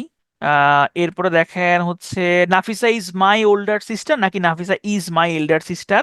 সঠিক উত্তর হচ্ছে Nafisa is my elder sister, কারণ হচ্ছে এল্ডার মানে হচ্ছে বড়, আর এখানে ওল্ডার মানে হচ্ছে বৃদ্ধ। তাহলে নাফিসা আমার বড় বোন, এই অর্থে আমরা বলি Nafisa is my elder sister, not older sister. ঠিক আছে, ওকে, এখানে একই নিয়ম। আমরা একদম শেষ দিকে চলে আসছি, আর বেশি নাই। দেখেন, হ্যাং, হ্যাং, হ্যাং শব্দের অর্থ হচ্ছে ঝুলানো, ঝুলানো। তবে এই ঝুলানো, এই শব্দটার দুইটা অর্থ হয়। একটা হচ্ছে আপনি কোনো কিছু দেওয়ালে ঝুলাচ্ছেন অথবা যে কোনো জায়গায় আপনি ঝুলাচ্ছেন, আর আরেকটা হচ্ছে ফাঁসিতে ঝুলানো। তো একটাই শব্দ, তবে যদি একটা এই শব্দটাই যদি ফাঁসিতে ঝুলানো অর্থে ব্যবহৃত হয় তাহলে এটার পাস্ট টেন্স হয় একরকম, আর যদি নর্মাল যে কোনো কিছু ঝুলানো হয় তাহলে এটার পাস্ট টেন্স হয় একরকম। আচ্ছা দেখেন, যদি ফাঁসিতে ঝোলানো অর্থে হ্যাং শব্দটা ইউজ হয় তাহলে তার পাস্ট টেন্সটা হচ্ছে বা পাস্ট পার্টিসিপলটা হয় hanged. Hannah was hanged for murder. ঠিক আছে, তাহলে এখানে সঠিক উত্তরটা হচ্ছে Hannah was hanged for murder. আর যদি অন্য কিছু ঝোলানো হয় সেক্ষেত্রে হয় hang. Get the calendar hang in her room. Get the calendar hang in her room. দেখেন, এটা আপনারা কিন্তু রাইট ফর্ম অফ ভার্বে পড়েছিলেন। গেট থাকলে, গেটের পরে যদি কি থাকে, গেটের পরে যদি অ্যাকশন ডুয়ার থাকে তাহলে ইনফাইনিটিভ হয়, টু যুক্ত হয়ে ভার্ব হয়। আর গেটের পরে যদি অ্যাকশন রিসিভার থাকে তখন ভার্বের পাস্ট পার্টিসিপল হয়। এখানে দ্য ক্যালেন্ডারটা হচ্ছে অ্যাকশন রিসিভার, এই কারণে এখানে সঠিক উত্তর হচ্ছে hang. The get the calendar hang in her room. ঠিক আছে, the boy sank in the pond নাকি the boy drown in the pond. দেখেন, সিঙ্ক ডুবে যাওয়া এবং ড্রাউন এটা অর্থ ডুবে যাওয়া, দুইটা অর্থই হচ্ছে ডুবে যাওয়া, কিন্তু দুই ডুবে যাওয়ার মধ্যে পার্থক্য আছে। যদি কোনো জীব বস্তু বা কোনো ধরেন অ্যানিমেট অবজেক্ট যেটার প্রাণ আছে, জীবন আছে, ওইরকম জীবন্ত কোনো বস্তু যদি ডুবে যায় তখন সেটাকে আমরা বলি হচ্ছে ড্রাউন। যেমন the boy drown in the pond, বালকটি পানিতে ডুবে গেল, পুকুরে ডুবে গেল। আর যদি জড় বস্তু হয়, যেমন ধরেন টাইটানিক ডুবে গেছে, সেক্ষেত্রে আমরা বলবো হচ্ছে sank, the old boat sank in the river. ঠিক আছে, তবে মানে প্রেমের মরা আবার জলে ডুবে না। ঠিক আছে, প্রেমে বলে কি সিঙ্ক হবে না ড্রাউন হবে, এই এটা নিয়ে কেউ কিছু আসলে বলতে পারে না। ঠিক আছে, আচ্ছা, can you tell me where is the post office. Can you tell me where the post office is, দুইটার মধ্যে কোনটা সঠিক কোনটা ভুল। দেখেন, দুইটা বাক্যকে দেখতে আসলে সঠিকই মনে হয়। যেমন can you tell me where the post office, where is the post office, এটা সঠিক বলে মনে হয়। আবার can you tell me where the post office is, এটাকেও সঠিক বলে মনে হয়। কিন্তু এখানে আসলে একটা ভুল। কোনটা ভুল? ভুলটা হচ্ছে 2 নাম্বার যে বাক্যটা আছে সেই 2 নাম্বার বাক্যটা হচ্ছে সঠিক বাক্য এবং 1 নাম্বার বাক্যটা হচ্ছে ভুল বাক্য। কেন? দেখেন, যদি কোনো বাক্যে ডাবল ইন্টারোগেটিভ হয়, ডাবল ইন্টারোগেটিভ সেন্টেন্স হয়, তখন ওই বাক্যটাকে বলা হয় এমবেডেড কোশ্চেন। এবং কখনোই দুইটা ইন্টারোগেটিভ সেন্টেন্স একই বাক্যে থাকে না। যেমন দেখেন, আমি যদি প্রথম বাক্যটাকে দেই ক্যান ইউ টেল মি, এটা হচ্ছে একটা interrogative sentence. Where is the post office, এটা হচ্ছে আরেকটা ইন্টারোগেটিভ সেন্টেন্স। দুইটা ইন্টারোগেটিভ সেন্টেন্স, এরকম দুইটা ইন্টারোগেটিভ সেন্টেন্স যদি একসাথে থাকে তখন হচ্ছে প্রথমটাকে আমরা ইন্টারোগেটিভ লিখি এবং পরেরটাকে হচ্ছে অ্যাসার্টিভ লেখা হয়। তাহলে সঠিক উত্তর হবে where the post office is. ঠিক আছে, ওকে। তারপরে দেখেন, আমরা একদম শেষে চলে আসছি, শেষ শেষ একদম শেষ। All has reached there in time নাকি all that glitters is not gold. সঠিক উত্তর হবে all that glitters is not gold. All has reach there on in time, এটা আসলে ভুল। কেন ভুল? দেখেন, এখানে বলছে অল, অল মানে হচ্ছে সবাই, তাহলে মানে অল মানে সবাই, এখানে হচ্ছে প্লুরাল বোঝানো হচ্ছে। সোলার বোঝানো হচ্ছে, ঠিক আছে। আর এখানে বলছে all that glitters is not gold. এইখানে এই অল বলতে বোঝানো হচ্ছে যে যেগুলো যেগুলো আসলে চকচক করে, সবাইকে একসাথে বোঝানো হচ্ছে, সিঙ্গুলার এন্টিটি বোঝানো হচ্ছে। এই কারণেই এখানে গ্লিটার্স এবং এখানে ইজ হইছে, ঠিক আছে। তাহলে এখানে মেইন জিনিসটা হচ্ছে এনি, নান, সাম, অল, এগুলা যখন সাবজেক্ট হয় তখন এই সাবজেক্টটা কি প্লুরাল নাকি সিঙ্গুলার সেটা অনুযায়ী হচ্ছে ভার্বটা চেঞ্জ হবে, ঠিক আছে। যেমন দেখেন এই যে, যেমন হচ্ছে, যেমন আপনার আমি বললাম যে সাম পিপল, সাম পিপল, তাহলে সাম পিপল এখানে আর হবে। কিন্তু আমি যদি বলি যে সাম সুগার, সাম সুগার, এটার সাথে অবশ্যই ইজ হবে, এটার সাথে কখনো কিন্তু আর হবে না, ঠিক আছে। আচ্ছা, এরপরে আসেন, দেখেন এখানে চারটা বাক্য দেওয়া আছে, he tells the truth, he speaks the truth, he সেইজ the truth, নাকি হি টক্স দ্য ট্রুথ। টেল অর্থ বলা, স্পিক অর্থ বলা, সে অর্থ বলা, টক অর্থ বলা। কিন্তু কথা হচ্ছে এইখানে কোনটা আসলে সঠিক। এখানে সঠিক বাক্যটা হচ্ছে হি স্পিক্স দ্য ট্রুথ। এখন প্রশ্ন হচ্ছে যে কেন হি স্পিক্স দ্য ট্রুথ হইলো, কেন হি টেলস দ্য ট্রুথ হয় নাই, সেইজ দ্য ট্রুথ হয় নাই, টক্স দ্য ট্রুথ হয় নাই। কারণটা হচ্ছে দেখেন, সে এবং টেল এই দুইটার মধ্যে পার্থক্য আছে। পার্থক্যটা কোন জায়গায় দেখেন, সে সামথিং টু সামওয়ান হয়, মানে হচ্ছে আপনি বলতে পারবেন না যে সে মি, সে মি হয় না, হয় হচ্ছে সে টু মি, সে মি হয় না, হয় হচ্ছে সে টু মি, ঠিক আছে। তাহলে সের পরে যদি কোনো প্রোনাউন হয় তাহলে অবশ্যই, বা পার্সোনাল কোনো অবজেক্ট হয়, ব্যক্তিবাচক কোনো অবজেক্ট হয়, তাহলে তার আগে অবশ্যই টু দিতে হয়। যেমন say to him, say to me, অথবা সে টু করিম, সে টু রহিম, ঠিক আছে। কিন্তু সের পরে যদি বস্তুবাচক কোনো কিছু হয়, যেমন সে সামথিং, তাইলে আবার টু হয় না। কিন্তু টেলের পরে টু বসানো লাগে না, টেলের পরে টু ছাড়াই টেল সামথিং সামওয়ান হয়, অথবা টেল সামওয়ান সামথিং হয়, ঠিক আছে। এটাই হচ্ছে সে এবং টেলের মধ্যে পার্থক্য। এখন আসেন স্পিক এবং টকের মধ্যে পার্থক্য কি। স্পিক এবং টকের মধ্যে মেইন পার্থক্যটাই হচ্ছে টকটা হচ্ছে কিছুটা ইনফর্মাল। ইনফর্মাল মানে কি, ইনফর্মাল মানে হচ্ছে যে আপনার ধরেন আপনার বন্ধু বান্ধব কথাবার্তা বলতেছি, আড্ডা দিচ্ছি, সেইখানে আমরা টকটা বলতে পারি, টক ইউজ করতে পারি। আর স্পিকটা হচ্ছে ফর্মাল, যেমন আপনি কোনো ইন্টারভিউ দিতে গিয়েছেন অফিসিয়াল, ওগুলো হচ্ছে ফর্মাল, ঠিক আছে। তবে আপনি সত্য বলা অথবা কোনো ভাষায় কথা বলা, এই ক্ষেত্রে আমরা স্পিকটা ব্যবহার করতে পারি। তো এই যে সত্য বলা, একটু আগে আমরা দেখেছিলাম স্পিক দ্য ট্রুথ, ওখানে সত্য বলা বোঝানো হচ্ছে, এই কারণে ওখানে স্পিক হয়েছে, সে টেল বা টক এগুলো হয় নাই, ঠিক আছে। তাহলে দেখেন, শি স্পিক্স ইংলিশ ফ্লুয়েন্টলি নাকি শি টকস ইংলিশ ফ্লুয়েন্টলি, সঠিক উত্তরটা হচ্ছে শি স্পিক্স ইংলিশ ফ্লুয়েন্টলি, ঠিক আছে। ওকে, এগুলো আমরা মোটামুটি দেখলাম। এগুলা হচ্ছে the doctor saw my pulse নাকি ফেল্ট মাই পালস, সঠিক উত্তর হবে ফেল্ট মাই পালস। কারণ হচ্ছে কিছু কিছু ভার্ব আছে যেগুলো স্পেসিফিক ক্ষেত্রে ইউজ হয়। যেমন দেখেন, যেমন এই যে look up, look up the word in the dictionary, look up মানে হচ্ছে ডিকশনারিতে শব্দ খোঁজা, ঠিক আছে। আবার এখানে দেখেন যে Tansen gave a good speech নাকি delivered a good good speech, সঠিক উত্তর হবে Tansen delivered a good speech, কারণ গুড স্পিচ নেওয়ার ক্ষেত্রে ডেলিভার হয়, গেইভ হয় না, ঠিক আছে। তো এরকম কিছু শব্দ আছে, যেমন এই যে আহ, কথা বলার মিথ্যাবাদী বা বোকা বলার ক্ষেত্রে কল ইউজ হয়, নারী দেখার ক্ষেত্রে ফিল ইউজ হয়, অ্যাপিয়ার এট মানে পরীক্ষা দেওয়ার ক্ষেত্রে আমরা এটা ইউজ করি, বক্তৃতা দেওয়ার ক্ষেত্রে আমরা ডেলিভার ইউজ করি, ডিকশনারিতে কোনো শব্দ খোঁজার ক্ষেত্রে আমরা লুক আপ ইউজ করি, কোনো পাপ কাজ করার ক্ষেত্রে আমরা হচ্ছে কমিট ইউজ করি, ঠিক আছে।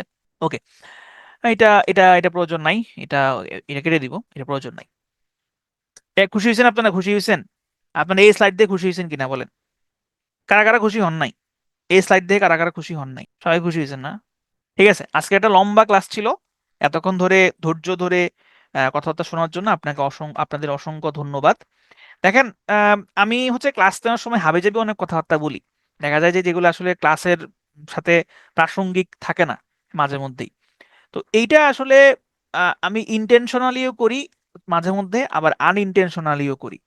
তবে এইটা বলার মূল উদ্দেশ্যটাই থাকে আসলে আম, যাতে ক্লাসটা বোরিং না হয়, প্লাস হচ্ছে আপনার বিভিন্ন আসলে ইনসাইট গুলা শেয়ার করা। হ্যাঁ, কারণ হচ্ছে আমরা হিউম্যানরা আসলে সবসময় আমাদের কথাবার্তা বলতে হয়, আমরা কখনোই কথাবার্তা ছাড়া থাকতে পারি না।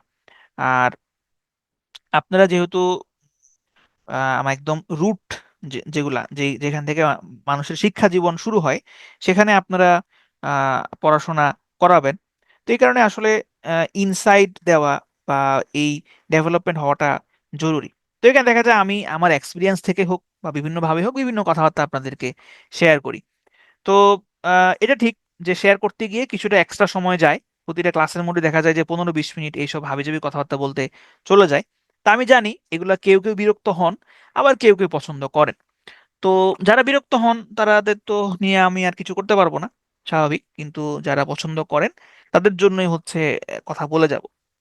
তবে যাই হোক, এটা আসলে ট্রু যে 2 ঘন্টার মধ্যে আসলে ক্লাস শেষ করা উচিত। তা আমরা আগামী কাল থেকে যেটা চেষ্টা করব, একদম 7টার ক্লাসটা আমরা ঠিক 7টা বাজে শুরু করব। 7টা 5 বা 7টা 10 না, 6টা 55-তে আপনাদের ক্লাস লিংক ওপেন করে দেওয়া হবে, বা 5-10 মিনিট আগে আপনাদের ক্লাস লিংক ওপেন করে দেওয়া হবে, এবং ঠিক 7টা বাজে ক্লাস শুরু হয়ে যাবে, একদম ঠিক 7টায়। ঠিক আছে? তাইলে হচ্ছে আমাদের সময়ের বরকত পাওয়া যাবে। ঠিক আছে, আজকের মতো এখানে সমাপ্ত। আজকে কোনো ভোকাবুলারি নাই। সবাই ভালো থাকবেন, সুস্থ থাকবেন। সবার সাথে আবারও অন্য কোনো ক্লাসে অন্য কোনো দিন দেখা হবে, কথা হবে। আল্লাহ হাফেজ।